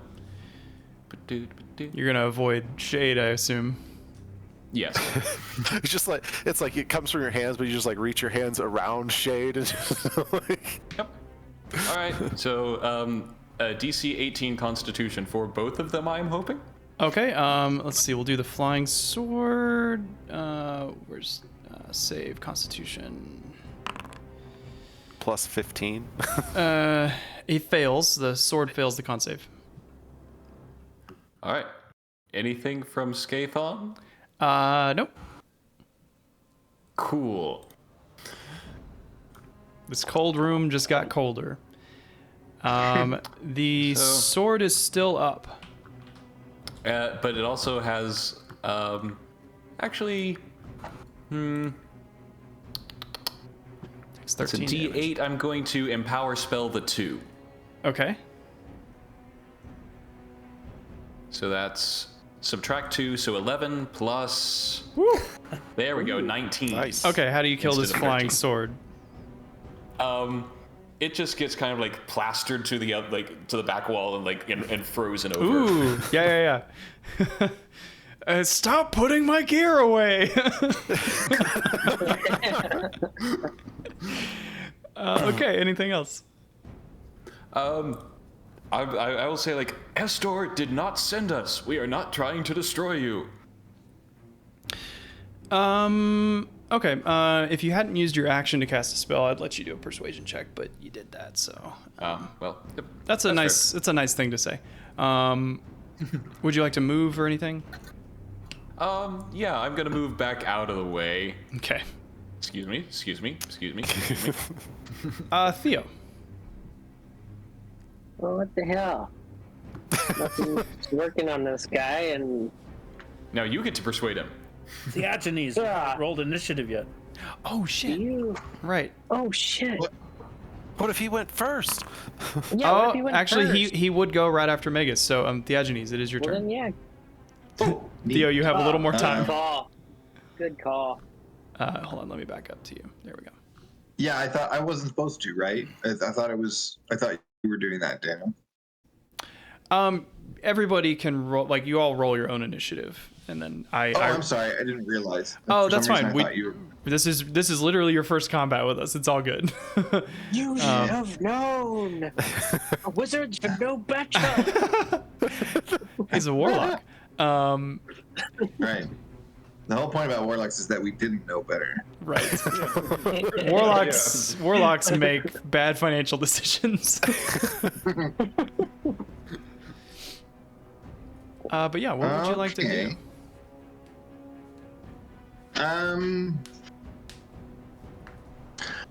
I'm gonna try to. I mean, can I consult with my teammates about how we want to approach this as a free action? Feel free. Yeah. Okay. Are we trying to, end this guy or just get him to calm down? I mean, spells did nothing, daggers did nothing. Good luck. Thanks. I didn't have. Ice did nothing. Let's try this. Magic weapon did nothing. Oh, really? Yeah, but you have like dead person powers, so I don't know. Yeah. Do dead stuff. Okay, I'll try. What's his name? His name is Scathon. Scathon. Okay, I'll say Scathon and cast Rowlethan Psychic Lance. Okay, could you go ahead and cast that, and it should post the description in the chat. Because I don't know what that does. You unleash a shimmering lance of psychic power from your forehead at a creature that you can see. So you'll have to come kind of behind Shade here. Yeah. Alternatively, you can utter a creature's name. If the name target is within range, it becomes the spell's target, even if you can't see it. Oh, okay, so you don't have to move. That's pretty cool. Oh. The target must make an intelligence saving throw. On a failed save, the target takes 76 psychic damage and is Oh man, incapacitated. that's the one I wanted so bad. That one looks so cool. that is really cool. Unfortunately, your lance does not connect. What? Savage. He's mad ethereal right now. So it's ethereal. Which protects him even from psychic damage? I mean, it's his brain, man. Okay, hold on. 5e ethereal plane psychic damage. Hold on. Oh, I mean, if that's your call, that's your call. No, well, hold on. Okay, any game effect that works across planes says so explicitly. Okay. Yeah, I don't think it is gonna work. That's a no then. Yeah. Okay. I will tell you though that this is a very rare instance where you're gonna run into this problem. Perhaps the only time. We'll see. Especially since you're going to die from it. It's been fun. Glad you could join us. Cool. So I'm assuming that was your action. Would you like to do anything else? Bonus action, move. Sing a little song. Do a jig. Do a jig.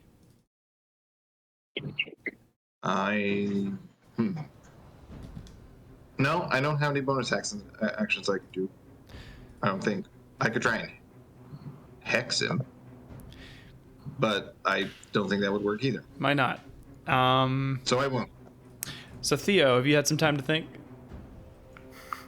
You know, I'm just, I'm gonna ready myself to see if there's an opening, and when there is an opening, then I'm gonna shoot him, but, I'm also gonna be like, we're not aligned with this person that you think we are. Okay. Yeah. All right. So, basically, if they come into range and they are no longer ethereal, then you'll shoot them, and you're spending your free action to tell them that you're not aligned with the captain. All right. And on his turn, he's going to kind of float through the desk and come face to face with you, Shade.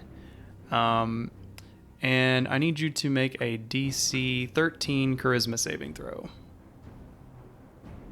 At disadvantage. Charisma at disadvantage? No, I'm just kidding. Gotcha. You're like, what the heck is this guy doing? He's real spooky. Whew. Well, I didn't make the 13. Would you like to I am going to use my inspiration and try that one more time. Okay. Need that 13. There it is. Exactly. So you feel his spirit start to enter your mind, and you are just barely able to close it off before you are possessed. Yeah.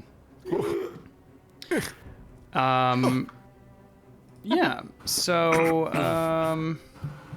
what else can he do while he's ethereal? He's going to let's see. He's actually gonna just stay where he is. Shade. Oops. If only I had more points on my glaive. Well, hey, Gibraltar. Seems like a whole lot of nothing's working on this dude right now, so I'm basically just gonna ready myself against him and just tell him, like I said, we are not affiliated with Estor. Roll a persuasion. I'd like, yes. That is what I would like to do. Ooh, so raw 17. Mm-hmm. He blinks, and he says, "You're not with Estor." No, we are not. Okay. He floats back through the desk, and unless you guys intend to keep trying to fight him, I think we'll end combat. Yeah, I don't think we want to keep fighting him. Unless somebody else around the corner. Looks like there's an opening. I'll shoot now. No. No, he's still ethereal, but we'll go ahead and end combat. So, all right. So, let me change back to. All right. So he sits back down in this chair, and he kind of is floating, sort of in between, like over the boundary of the cushion and the wooden arm, and he's Asher Scale, Ebony.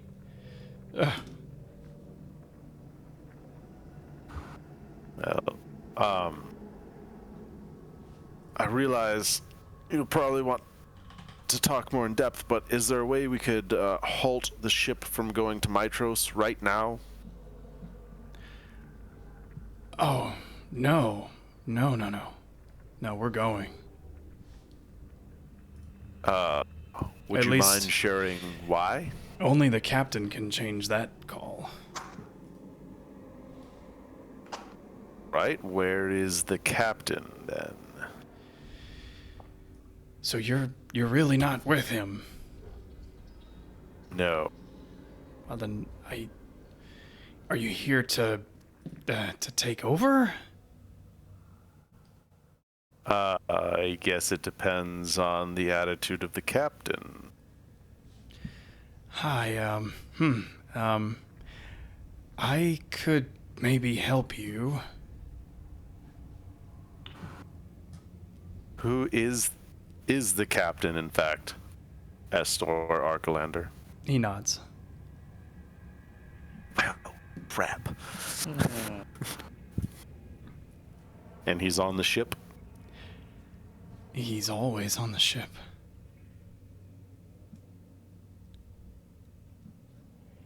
You mentioned help. What could you do to help us? It's not much, and I fear for my soul if he finds out that I gave this to you. And he says, may I return to... He's asking if he can become non-ethereal without you killing him. Yeah, by all means. We didn't come to you with hostile intent to begin with. Very, very well. You can see him kind of... You hear the chair kind of squeak as his weight sort of settles into it, whereas before he was just kind of floating there. And he kind of, with a trembling hand, reaches towards a drawer in the desk and opens it up and pulls out a journal. And he says, "This is the captain's. If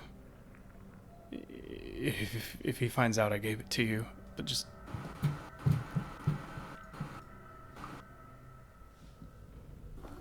Okay. I take the journal from him. I flip open a couple pages and just like very quickly skim it. Yeah, let's see. There are, it looks like 6 chapters. They are dated, 4 of which take place in the Dawn Age, which is like preceding and leading up to the war and like during it. And then 2 entries in the current age after the war. And how would this help? It's all I can offer. All right. Magus. Ooh, someone mentioned lore? I'll come up and like take the journal. You're a if I could faster flip reader than through- I am. I want to look at the last entry of the Dawn Age.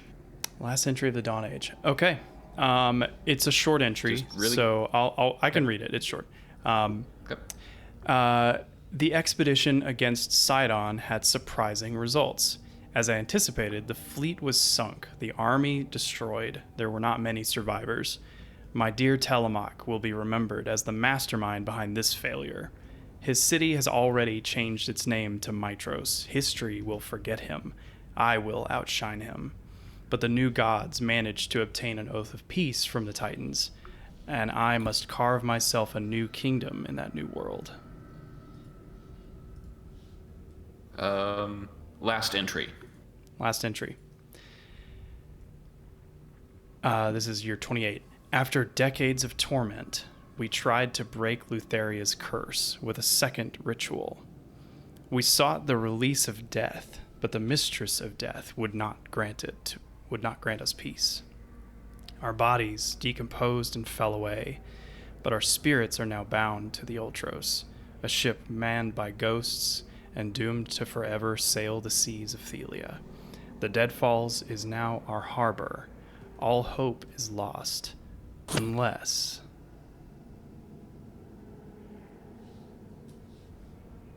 Cool. I'm happy to keep reading these. Unless other people want to do things, like It's I would important keep on stuff. reading and want to keep. Yeah. You want to just start from the beginning? Sure. Okay, buckle your seatbelts, guys.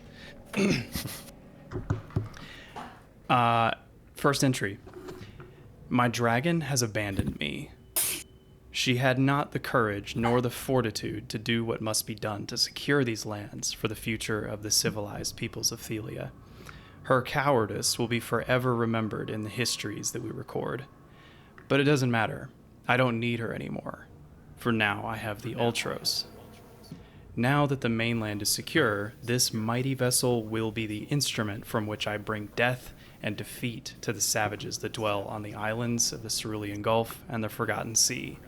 I will be remembered as the greatest of all Dragonlords, greater than the simpering fool Xander, greater than even my brother Telemach.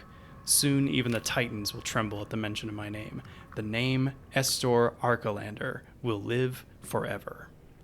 I've gathered a group of the greatest fighters, sailors, and warriors Thelia has ever seen. I've made them my thanes, and they will crew this great vessel. The deadliest men and women this land has ever known will set sail on the morrow, and the islands will be bathed in the blood of our enemies. Glory and immortality await us. We've been at sea for 10 days. The impotent mad titan of the sea, Sidon, has thrown everything against us, and still the Ultros sails on. He has smashed us with 100-foot-tall waves and tried to drag us to the bottom of the sea with whirlpools. He has assaulted us with hurricanes and cyclones, yet still we move towards our destiny.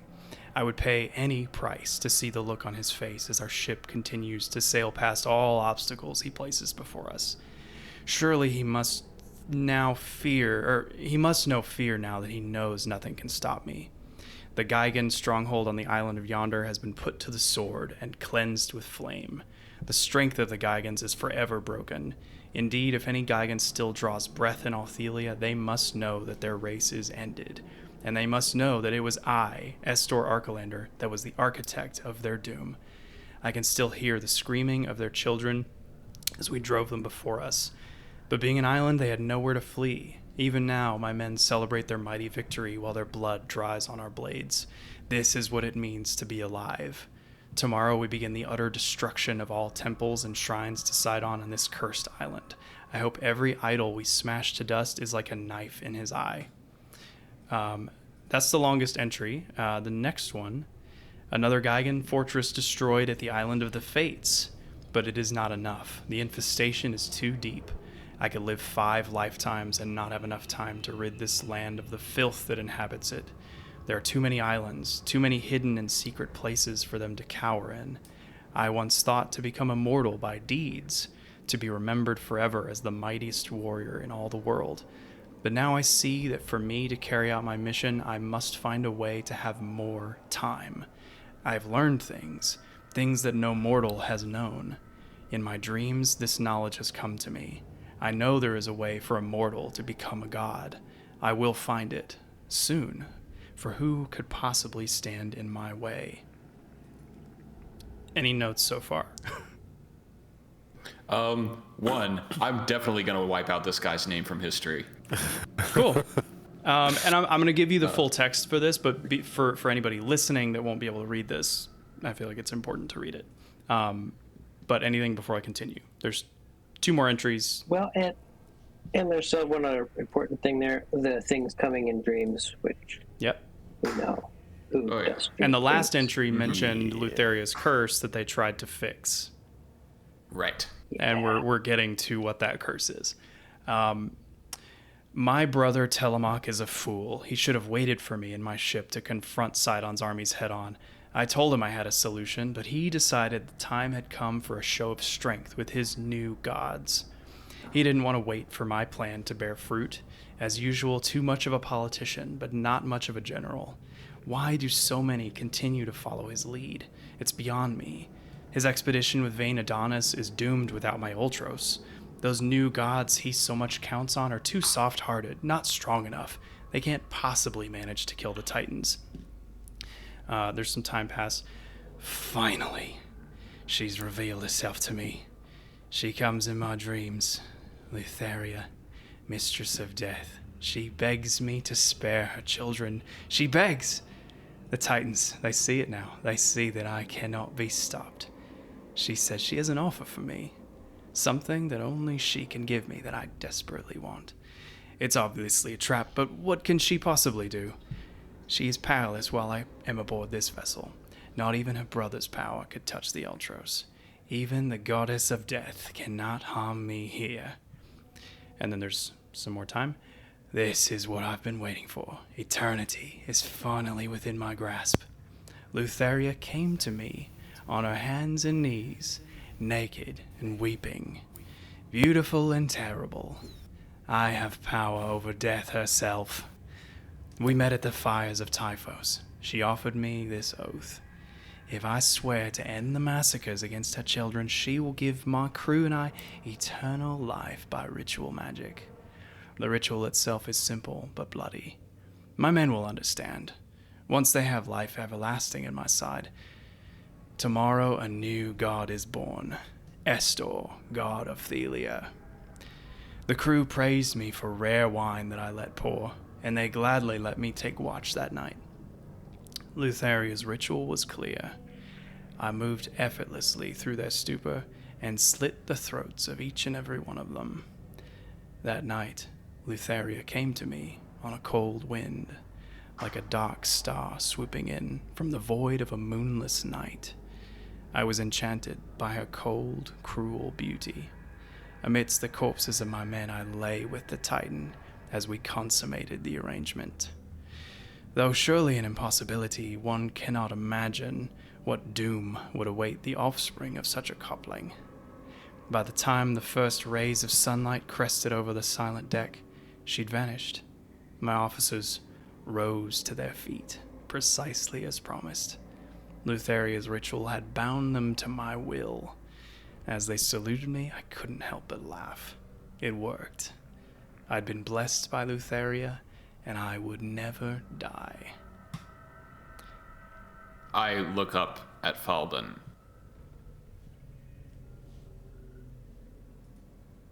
And then look back down and continue reading.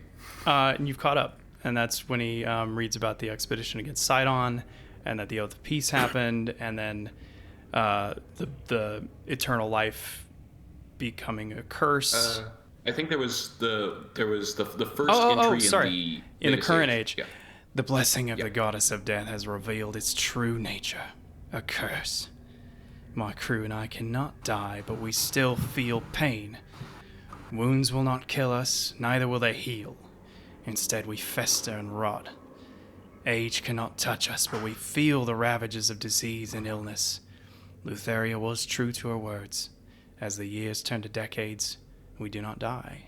We endure as twisted and disfigured creatures, trapped in a world between life and death. We are slowly driven mad. And now you're caught up. All right. I am going to use Subtle Spell, and I am going to cast Message to Falden. And I will say, the ritual that gave Estor eternal life was consummated by lying with Lutheria. the child of that partnership was doomed.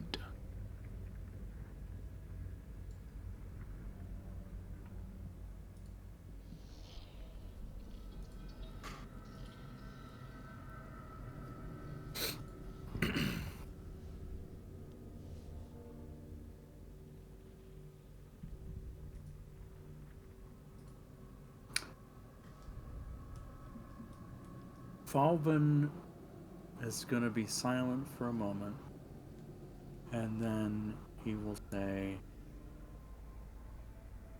I don't know if that matches with what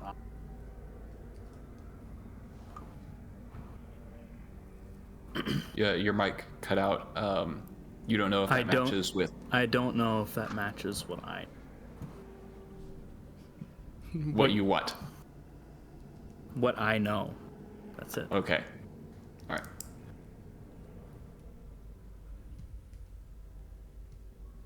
All right. I will close and it's like, okay, summary. Estor was a dick, as we all know. He thought that he would be able to rise to be the greatest. He felt that in order to do that, he would need multiple lifetimes. He made a deal with Lutheria to consign him and all his crew to immortality.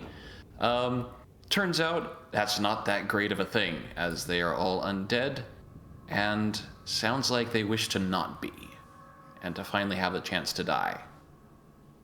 And I will look to Skathon when I say that. He just purses his lips.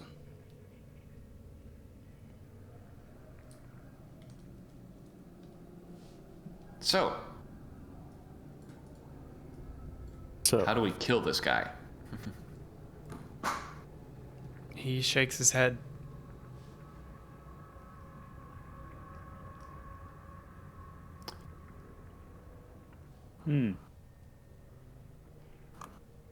I think, actually, I want to look back at the exact wording of the oath, because I think it was that as long as Estor was on board the Ultros, he would be immortal. Like in the journal that I read? Yes. I don't think so. I mean, he said something about as long as he was aboard the ship, Lutheria couldn't touch him, but that was before. Yeah, that just means like he was so powerful at the helm of the ship. Okay. Yeah, I guess they never tried stopping off for a restroom break or something. Just yeah. But I do know from my initial role when we first got on here, I do know there is a way to consecrate this ship. You feel it's not impossible. Okay. All right. Do we want to go meet with the captain? Probably. Is there anything Do we want... Ultria herself could do? Oh boy, would I be able to make any sort of check on that? You don't know. I mean, you're making guesses based on what I think you as the player know about what she will be. No, I'm not talking about the shrub. I'm talking about the mast of the ship itself. Can the ship do something? Is what Shade is asking. Okay, that's a fair point. Wow. He just touched the mast and felt that it's still imbued with significant power. Yeah, basically. Okay. Maybe like an Arcana check.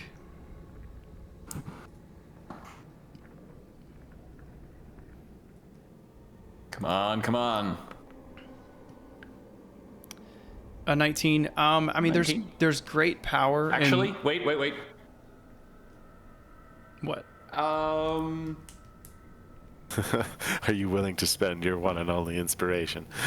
I have one inspiration and I have a D18.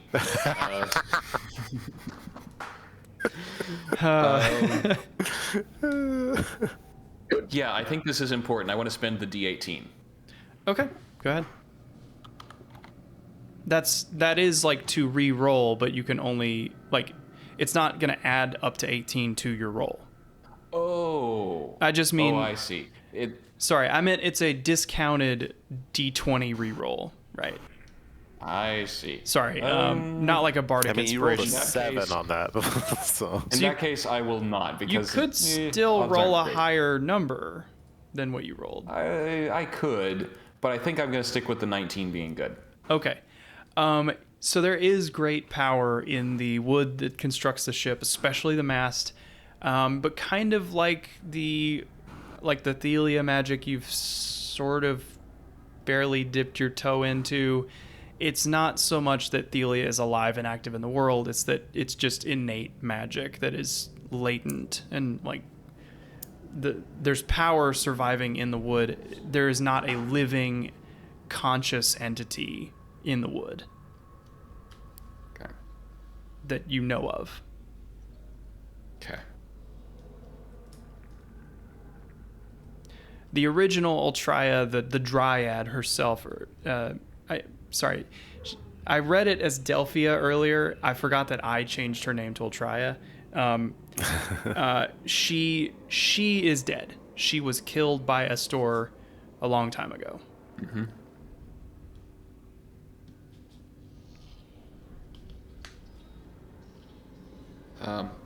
Yeah.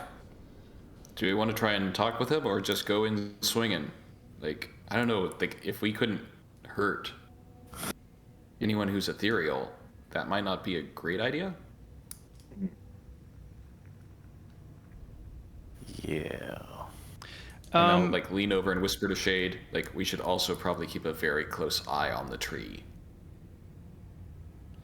Theagenes, Yes. roll an Arcana check yourself at advantage. Okay.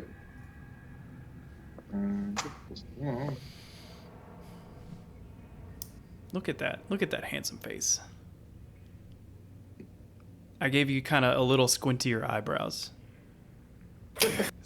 He's a little more serious. Yeah. Okay.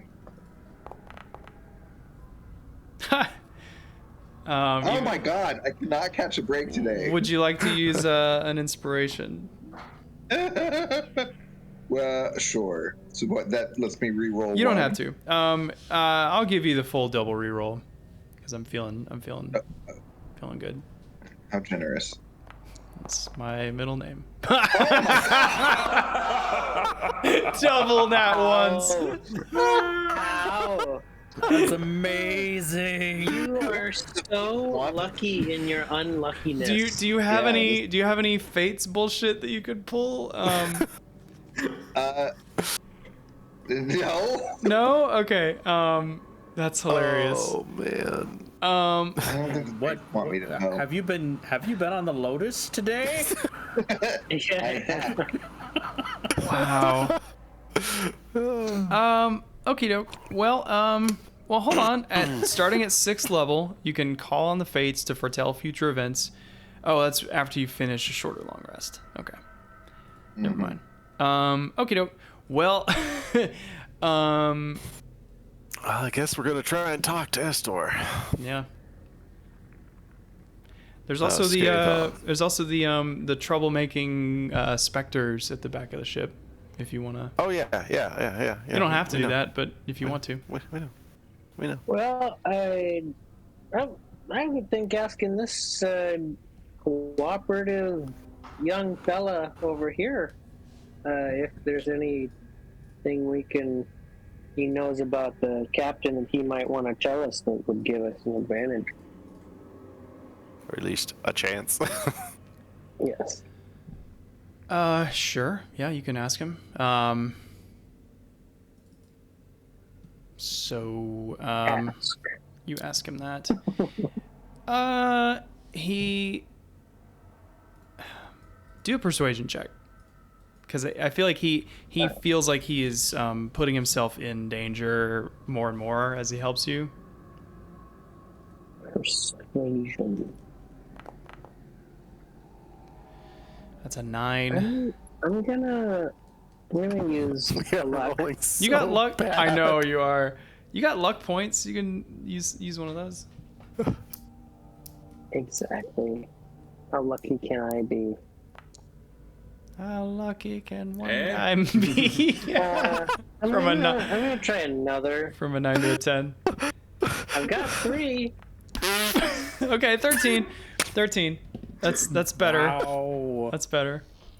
That was a perception. I need to roll again. Wow. I need to roll one more. I'm gonna. Okay, I've used 2. I have 1 more point left. Please. Now this Equation. just means that whatever combat is gonna go great. Okay, a 15. A 15.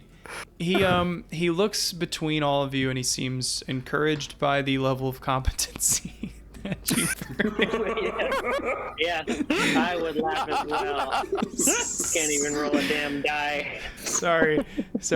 I feel like Theo was like, that luck point. He stand there. He's about to say something. He just kind of like opens his mouth, sits there with his finger up for a second, Like a fish, yeah. closes his mouth, changes his stance a little bit, goes to say something again, Yeah. and then finally asks a question. Okay, he says,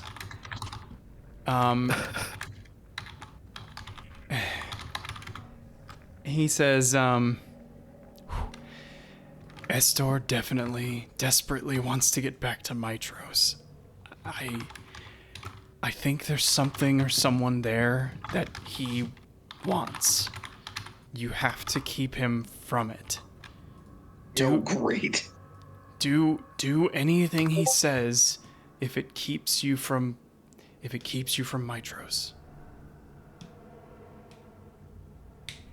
I'm so glad we're going to Mytros. Don't fight him. It's pointless. If we had to fight him, do you know of anything that would help? No, I don't. He's got eternal life.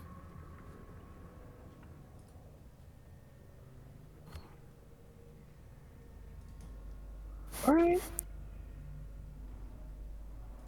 Let's go kill a fool. Thank you for everything you've shared. If this is the last time we speak, I thank you. Hopefully it will not be. Here's 24 bat wings to go bring to Metron. Oh, Hey, thank we you, only need thank you. 5 more. Okay, so Fetch quests. the Where is I guess rowers there's keep one on more rowing. One more stairs down back here. We've got a row. Yes, I don't have a Or we map go for up it, top. but you can assume it's a cargo hold. Okay, so that's not where he would be. Probably We've not. been all over the ship, and we can't find the guy who's always on the ship. He's probably in the mast. Gotta come up to the top of the crow's nest. Yeah. So y'all are going upstairs. Yeah, I would assume so. Okay. Yeah, but like what order? Yeah, just just so I know. Yeah. Just so I know. Okay, so y'all go upstairs, and let's see. I am going to take a moment to mentally prepare myself to that I might have to kiss up to Estor. Right. I'm going to take the moment to appreciate the fact that I would enjoy seeing Magus. Stuck out to Estor.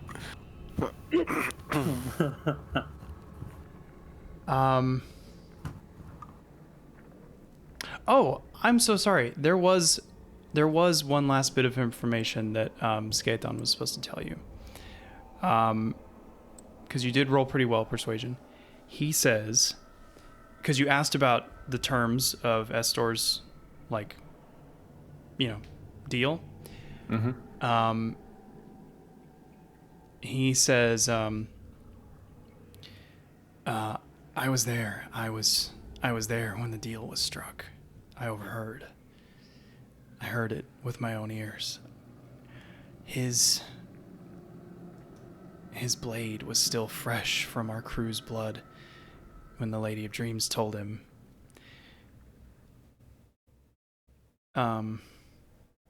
you have your due. You will never taste death by another's blade. The captain proclaimed his immortality since now he's bound to the mortal plane. Or since then, he's bound to the mortal plane by the ship. You might be able to sever the connection if you destroy his body, but he's not going to be dead.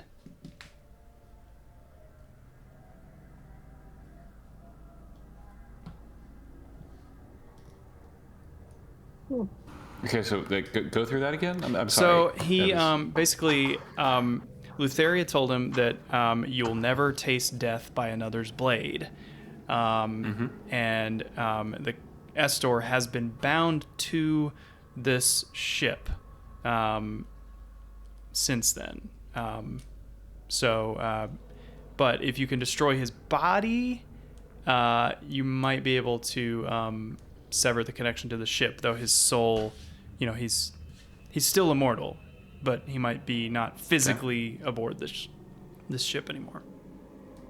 Okay. Cool. Did the last entry of the journal say they all tried to kill themselves? They have tried that, yeah. Or wait, hold on. And that resulted... Hold on.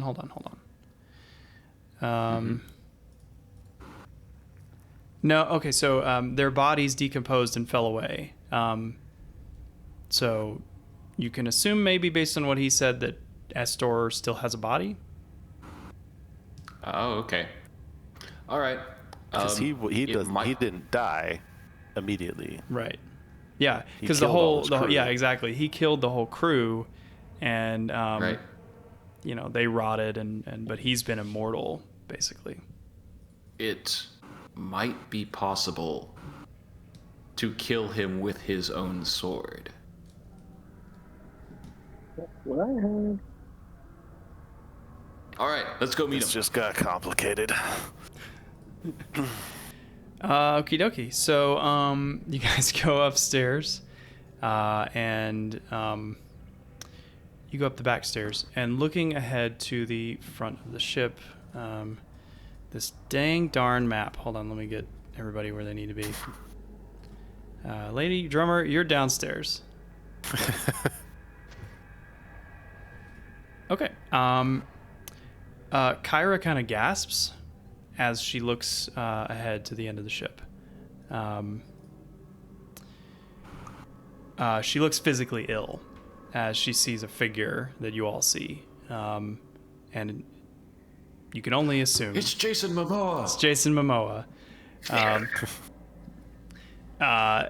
No, it's Estor.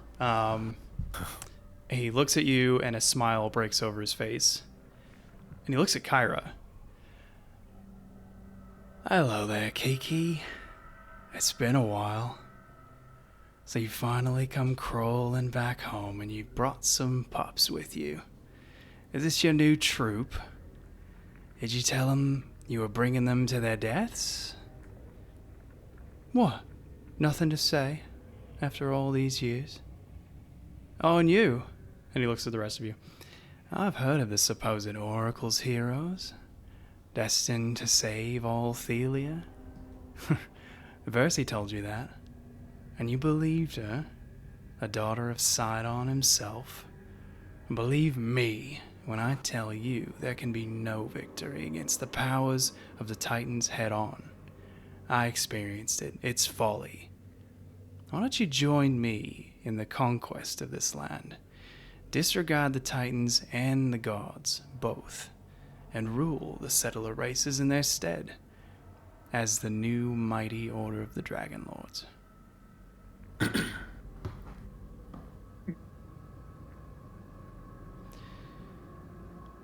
Is he carrying a sword? He has a spear. Yeah, that counts as a blade. Yeah.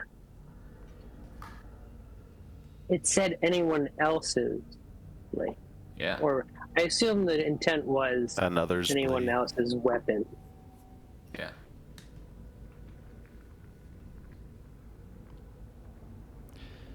So, will you swear an oath of protection to this vessel? And I'll allow you to captain it if you swear service to me as your leader. Seriously? Seriously.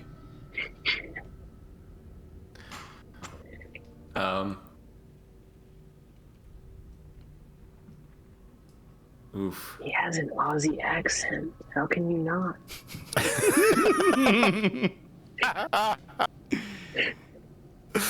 There's a good fella.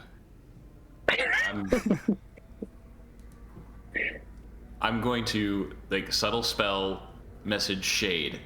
It's like I can try to distract him. I'm not strong enough to take his blade.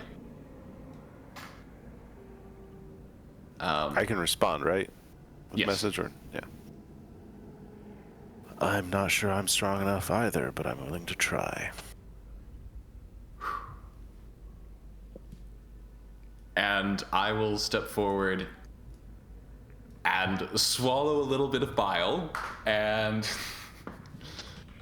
say like, Grand Estor, truly, to be among the Dragonlords? A dream of mine since childhood. And you offer this to us? To be among the Dragonlords is what you're saying? Yes. Oh, but you fancy yourself to be one, don't you, Magus?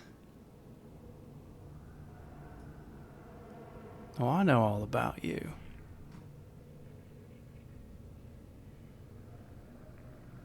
I could hardly consider myself one at this time. Oh, but you want to be, don't you? It is something I have greatly desired, yes. Well then, I shall guide you. As the only actual Dragonlord standing here, I'd say that you're lucky to have me.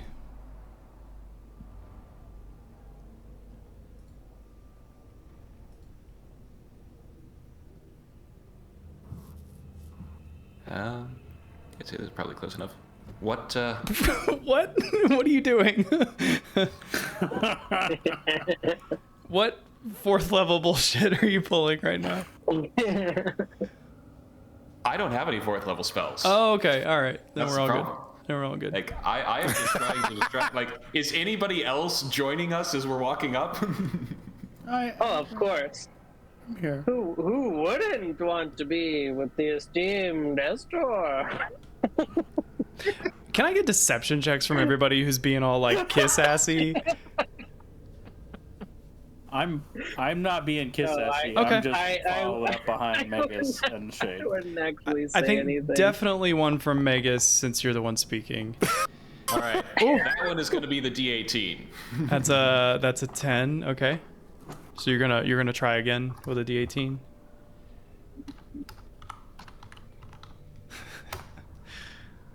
Nope. Slash R. Slash R.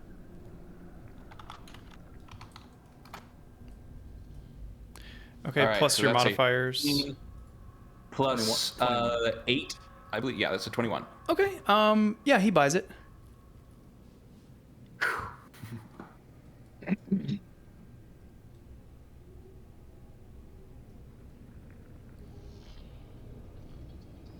And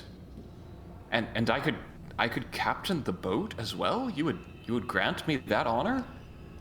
Well, you'd need to train a bit, get your sea legs. You there, Shade? I think you've got the expertise.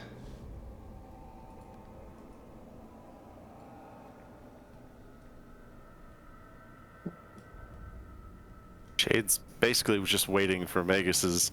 He'd shrug his shoulders at Estor, just kind of not a little bit non-committally, but glance at Magus. Like, is there a signal? Is there a?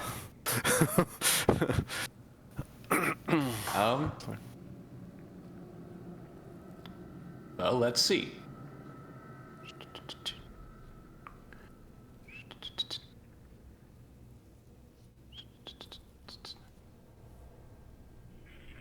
Is he ethereal at this time?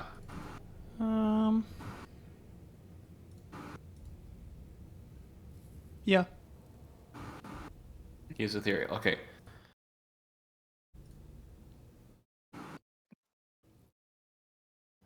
At that point, I'm gonna come forward, and I'm going to kneel, and I'm going to say, "Then may I kiss your hand, my liege?"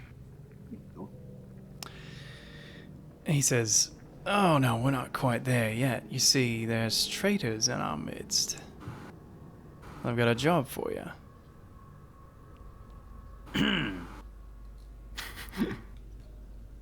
Whatever could he mean? What do you command? I know that my three thanes conspire against me. They whisper in the dark, but they know not that I can see everything. Now I want you to go take care of them. I'll ensure that they can't slip away from you.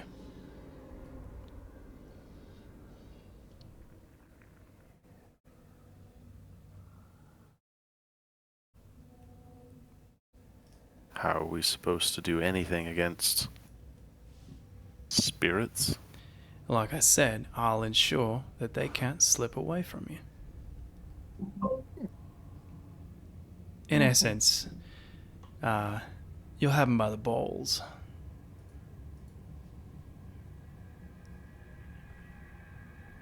But will their balls be ethereal?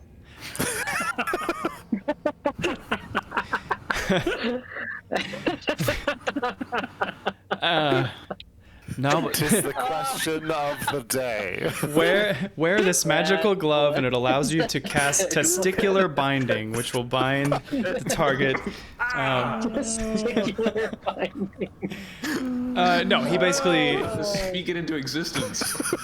he explains that he will be able to prevent them from becoming ethereal.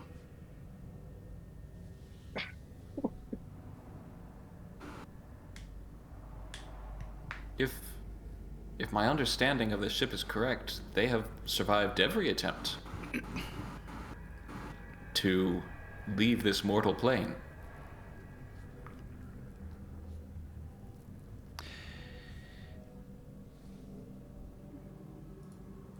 Call it an act of commitment Would on this your be part. different? I want to see what you're capable of. I want to see if you actually follow me, if you actually believe in the purpose.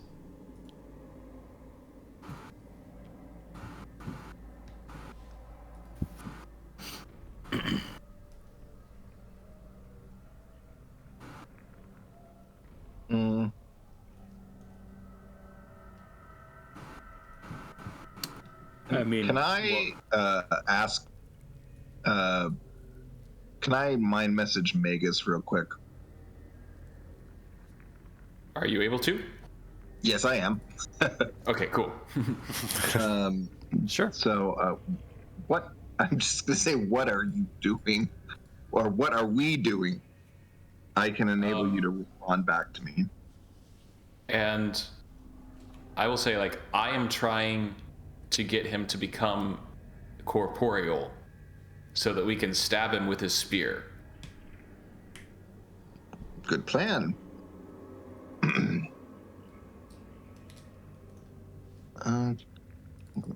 So, is that right, Daniel? He's not corporeal right now. Yeah, he's currently ethereal. Oh, okay. I didn't realize. Shade said. So I guess we start with the Thanes.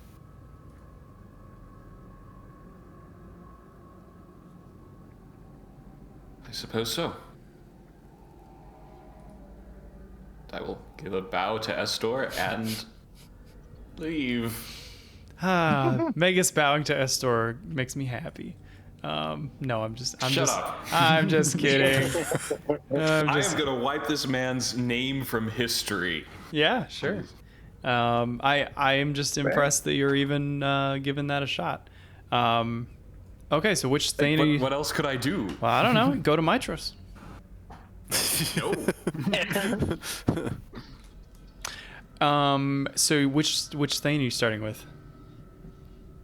Shade would start heading below decks Okay. to the aft of the ship and go below decks. Okay. All right. So we're down there again, and let's see. We Basically, got. once we're down here, Shade would basically snag Magus and be like, I think we're gonna need to open that box. I think so too. Do you think we could try to kill the drummer and pass it off as overenthusiasm? I think we That could. drummer's arms are like iron. Which I know doesn't mean a whole Yes. lot to you, but But you were like- able to hold those arms.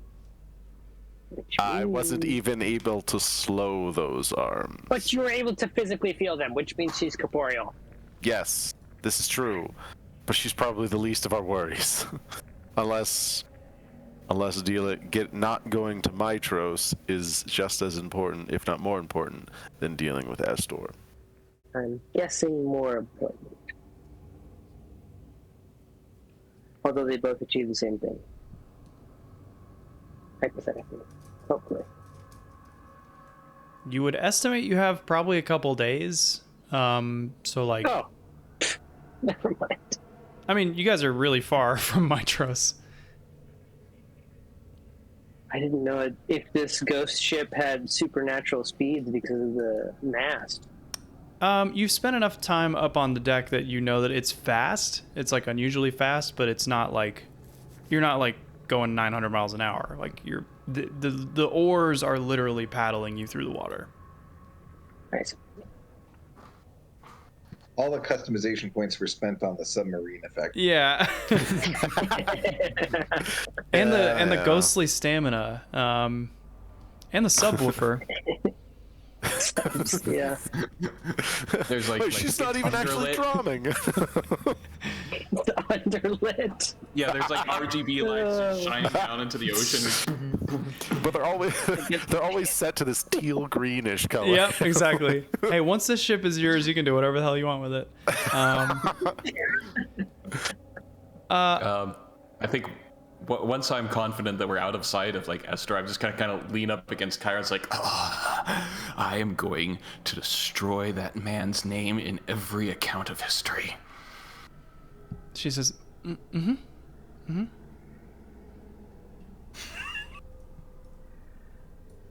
She's like not even looking at you. Cool. I think he might she have thinks eyes and ears. As in, like, she's ashamed of me? No, she's just had her freaking shit rocked. Okay. She's straight up not having a good time. Cool. You get on the Ultros, you're gonna have a bad day. So you come back into Thane Davos's headquarters. He says, "Oh, hey, I was trying to get another bit of shut eye, but you know, just fucking way she goes. Did you talk to the captain? Sorry, not Davos. Metron. Sorry. Yeah. Yep. Well, I guess quick thing. I guess before we walk in there, Shade would real quick kind of glance around the party. So are we gonna try this? Like, kill the Okay. things? Either do what he says, or try and fight him. We gotta pick. The way I see it is if Lutheria's curse is lifted and Estor dies, the Thanes die with him. Is it wrong if they die by our hand before him?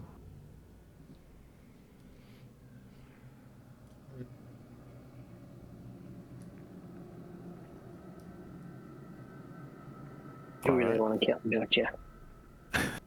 Yes. Payback for earlier. But who's to say that killing the Thanes even gives us a chance?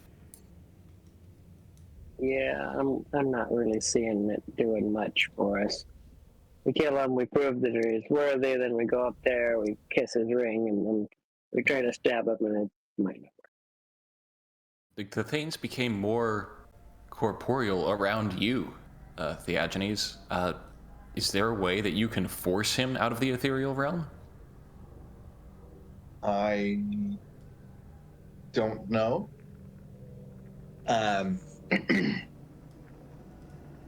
If we tried some things on the ethereal Thanes, well, okay, we don't know if he's already made them corporeal, but if I could experiment a little on the Thanes, maybe I could figure something out.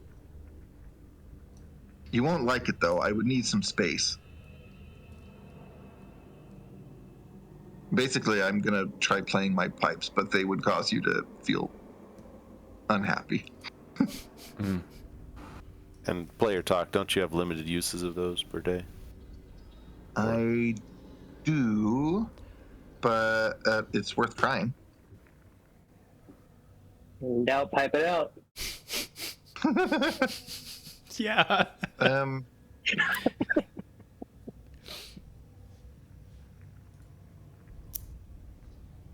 I mean, Okay. personally, Well- I don't want to put us in a position where we could end up swearing an oath to Estor. Oh yeah, I'm not doing that. So I'm already spoken for. He's spoken for it. He's a warlock. We don't know that. Oh. well, it's more of the issue of not necessarily, allegiance to, or faith in deities. It's oaths that bind the fates enforce or furies enforce. Mm-hmm. We don't want Well, to put whatever the ourselves... reason, I'm not swearing an oath to him. Right. So, it would make sense if we want to fight him if we leave the Thanes alive, in my mind. Because then if Right. they are truly plotting against him, we might have some form of ally. Mhm. Yes. Otherwise, if we kill them, and it still doesn't make him, he still doesn't lead us to facing him in his corporeal form, we still can't do much of anything to him. Right.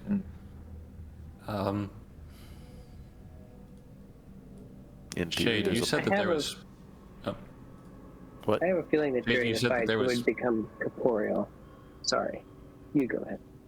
Oh, I was just going to ask Shade. Like you said, there was power in the mast. Maybe like I could try to commune with it.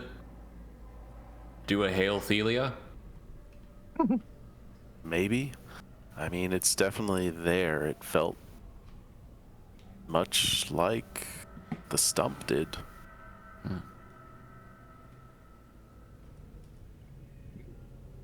So, but there's a box full of angry spirits that hate Estor in Right. Metron's. But it's bolted to the ground. We would have to get Estor there.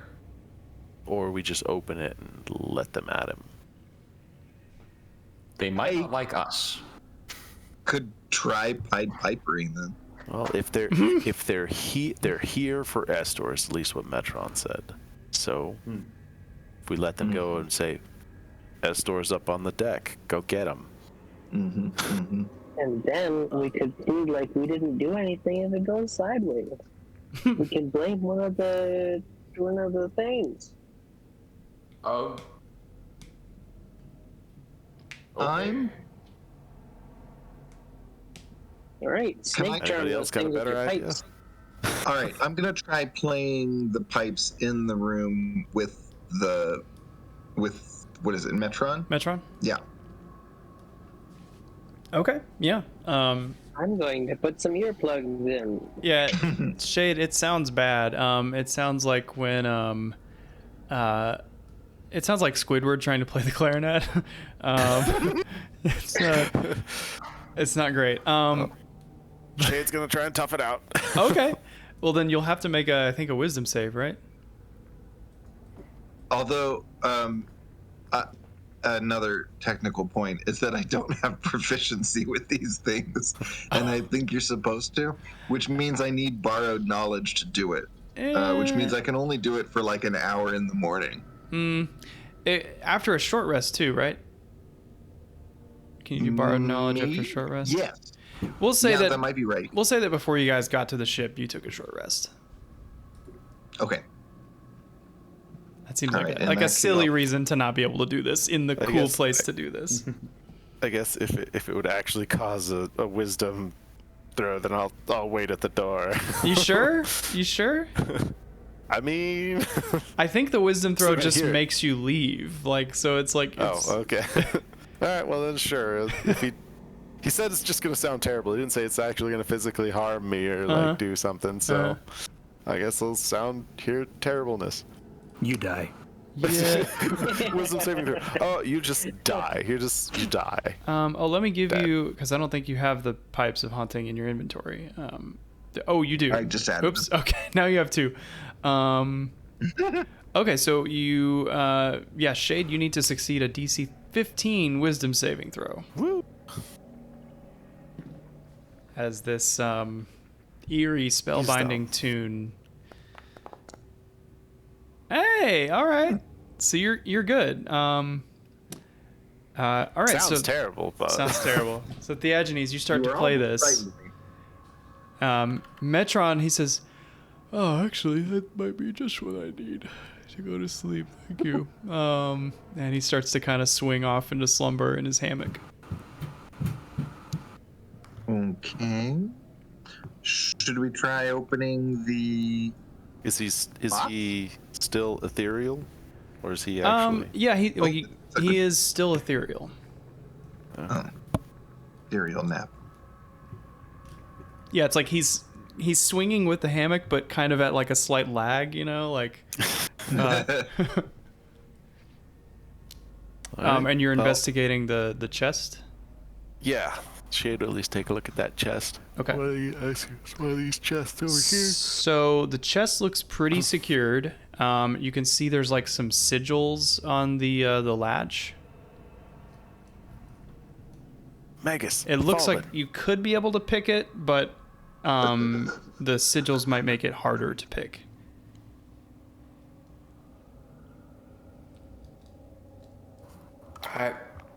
Not today, I can't. All right, Falvin. Hardest lockpick job yet. I'm so excited. Roll that sleight of hand, please. I'm gonna hide. I'll tell you the DC you're looking for is 25. Oh. Wow. Okay. Wow. Wow. That's all. Okay. Trying to find my tool. There they be. So am I rolling my thief's tools or am I rolling sleight of hand? I think it's just sleight of hand, but you add proficiency to that. Okay.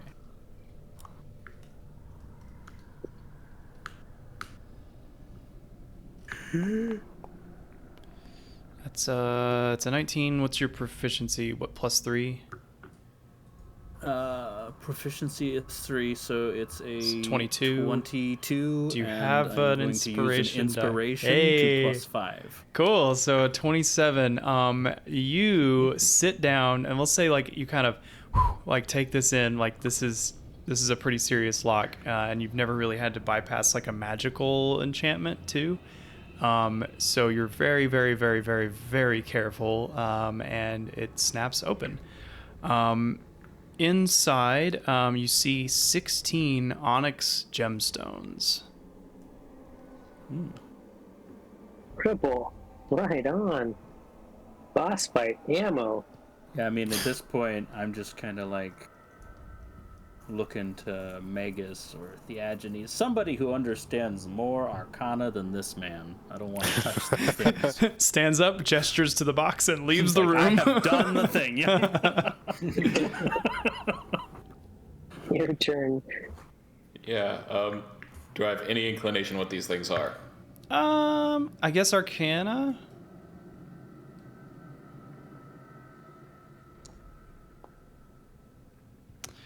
28. It looks like they're not valuable stones in themselves, but they contain spirits. Would touching them do anything bad? You're not sure. I don't think you've ever seen this before. Fun. Mage hand. I want to pick one up. Okay, you pick one up. You pick it up out of the box, and it transforms into a specter and begins to attack. And I think we'll wrap there because we're at after 11. But we'll start with a little ghosty fight next time. I am still playing the pipes.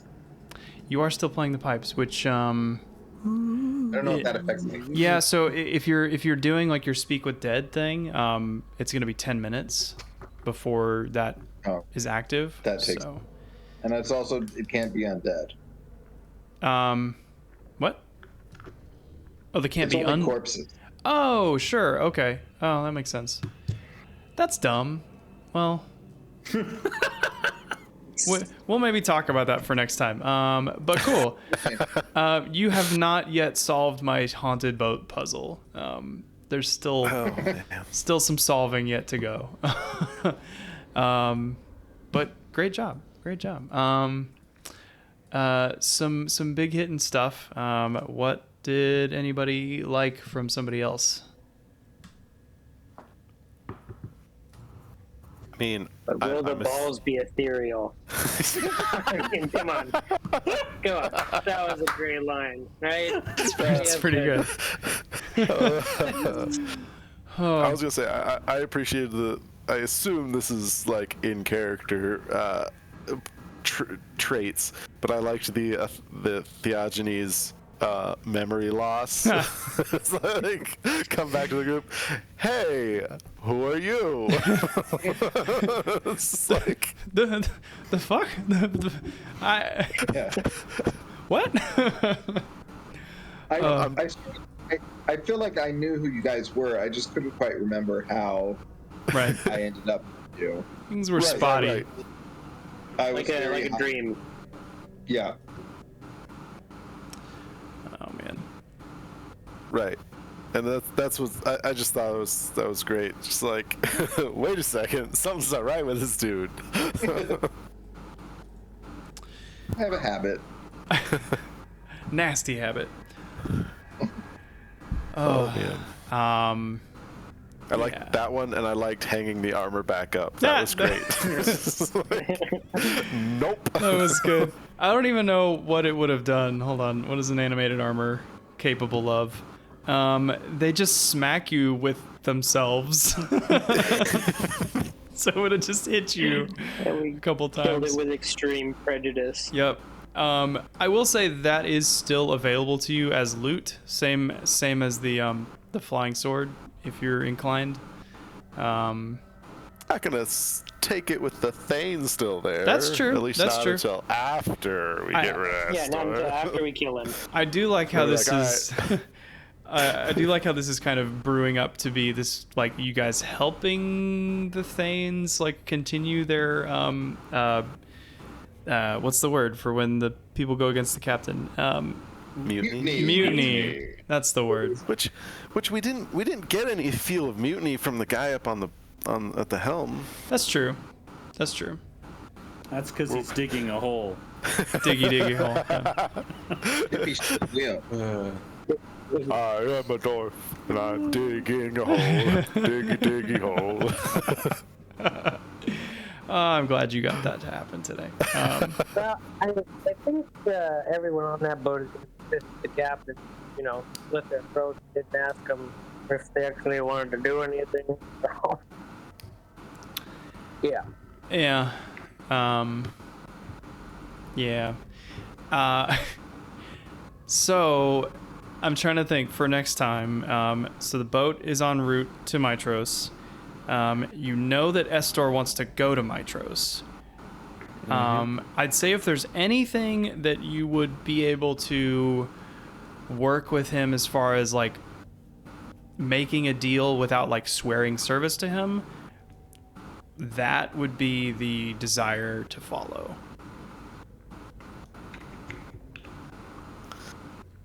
So you're saying we can't take him? You can't. No. I'm saying here. So, what you might have gathered so far is that this ship is propelled by an undead crew, and they obey the captain of the ship. So, the ship kind of is gonna do its own thing until you figure out how to control it. If that makes sense.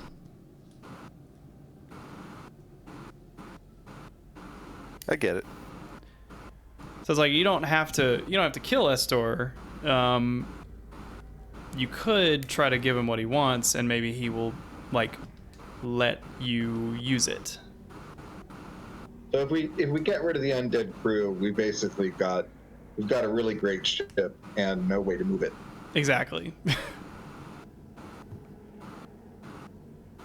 Well, I mean, we have someone that can play the drums, and we have 3 people that can row.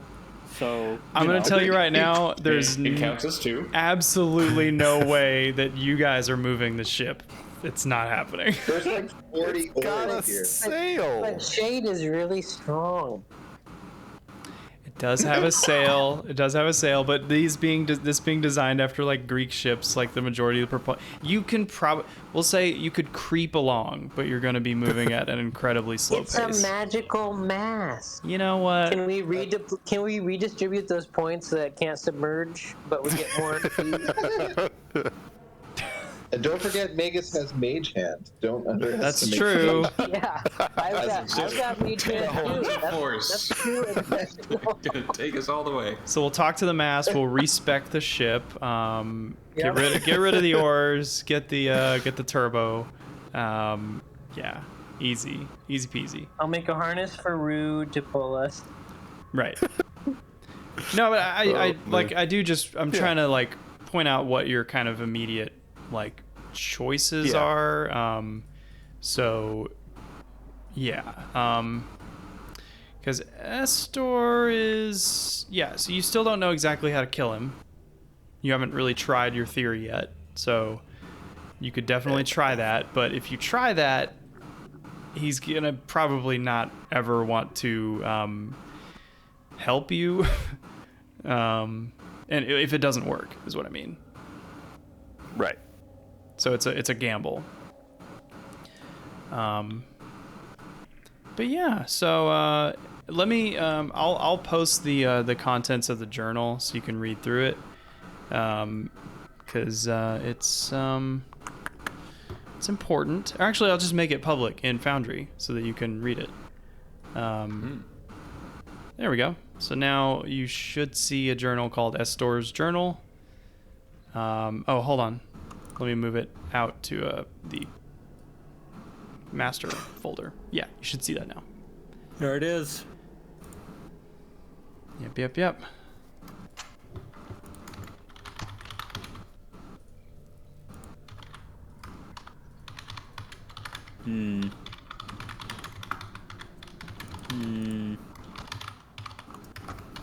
I gotta get a mechanical keyboard so that when I type, it sounds like I'm writing a novel too. You should. There's make sure that the microphone is also on top of it so that Yep. Get those cherry MX Here, Reds. I want to hear that cherry key action. Let's see. Wait, are you trying to? No, I was thinking of like, I mean, I could put my phone on top of my keyboard, but I'm not using the phone. I'm using a microphone. I can do it. Weak. Those aren't cherry switches. Weak. Yeah, they are. Does it not sound good? That's not a keyboard. Yeah. See? I got my mic ready. Hold on. Here. I have a directional mic. Hold on. How's that? Is that better? Having a key off. I'm pretty sure we're still recording. We are. You think I was gonna miss out on that opportunity? No chance. What should we call this this son of a gun? Will the balls be ethereal? I Also, I don't know also, about do you want to go to Mytros? If you wanna make it G, you could say, "Will they be ethereal?" maybe ethereal. Okay. man. Any other suggestions? I like, do you want to go to Mytros? Do you want to go to Mytros? Oh, yeah, that's pretty good. That is pretty good. I do like that you guys only gave me Matt, you only gave me one chance to ask that question, because when I played this, we spoke to her like 20 times, and of course, she would just say, do you want to go to Mytros? And so we just kept asking her different questions, and then she would just keep responding with, do you want to go to Mytros? And so we heard it all day, and it's funny to me that she only said it one time. And Yeah. but it really did it really did kick the decision-making process into high gear, so I appreciate it. Because eventually you guys will arrive in Mytros where you're wanted for crimes. Yeah. But yeah, so what are you guys thinking as far as next time? We will well, you have to fight one ghost at least. So you got to fight him, and then you're not going to fight the Thanes. You're going to try to That's kind of what we're thinking. What after that? Like what happens after you don't fight the Thanes? Probably end up fighting Estor. Okay, so we'll just Because it's either we're gonna end up fighting at least how we're at right Or now. something that gets us an advantage over him that makes it possible for us to get control of the ship without swearing allegiance to him. That would be the okay. end game in my mind. I mean, because right now he's basically said, kill the Thanes. So if we kill the Thanes, that takes out a lot of, I guess, what feels like secondary options for dealing with the ship. So it's basically now we have to reach an agreement with Estor, and his terms that he's already tabled is swear an oath to me, and you're good. And it's like, we're not willing to swear an oath to him, so unless we roll really well in some persuasion checks, which how we rolled tonight in general was not ideal. I mean, it seems like it. I mean, from my perspective, I don't see a whole lot of other options other than us fighting Estor. Like, Yeah. unless we're going to be severely compromising basically what we've already decided we stand for as a party. Sure. I swear to follow the current owner, the current owner of the bronze helm of the Dragonlords. Who is you? Me. You. Okay, cool. Right. Yeah. Okay, so just so you know, I swear on the helm of Estor. just so you know, if you fight him, and he's obviously not going to grant you captainship of the Ultros. The Ultros will continue on its course to Mytros, and like you there might be a way to override him, but it's going to be very, very, very, very, very improbable that you could do that en route with no external assistance in the amount of time that you have before you get to Mytros. You are saying these things as though we are not going to kill him. Hey, you can kill him, but the ship's still going to Mytros because there's not going to be a captain until you can figure that out. So we'd have to figure out how to appoint ourselves as captain, because just basically taking over the ship and being like, the previous owner's gone, I own it now, isn't going to result in us having a captain. Most likely not. Insert our baby Groot key. Maybe, but maybe not in the time you have before you get to Mytros. Right. That's true. We got days, right? You don't know. Yeah. Because if you try to do like some big Thelia stuff, that probably would require like a sacrifice or something, and you don't have anything to sacrifice here. So We have Astor. yeah, I mean, but if he can't be killed fully, then anyway, just making sure that you guys understand all your options. Even though they may seem limited, they suck. They kind of suck either way, which is Yeah, that's kind of what it's like. No matter what we do, it's like I don't know. Like, you might just have to consent to a trial if you get to Mytros, and then you're good. You know. I'm gathering like a theme in the choices that you present us with. What's that? That they're gonna suck. Well, you know, That that's they're ethereal. it's the crucible through which greatness reveals itself. Is you know, it could be. Well, I didn't know we were dealing with a crucible situation. I guess the choice could be like swear an oath to Estor, this war criminal, or grab a captain replacement fruit off the tree of captain replacement that's growing on the ship. That was kind of passive aggressive, and I do apologize for that. I just mean that this is a challenge, like, and it's a tough decision for sure. It is possible to wrest control of the ship. It's just going to be slower and more difficult than simply conceding to what Estor wants. So that's the easy path. So. Also known as the dark side. The dark side. To quote Duke Detain, the easy way is rarely the right way. I don't know who that is. It's a character from Lego City Adventures. Wait, is that a man has fallen in Lego City? Like, Something like that. yeah. It's all right. I've got to run, guys. Yeah, we're gonna wrap up. Cool. All right. Thanks for joining. See you, Matt. Yep. Bye.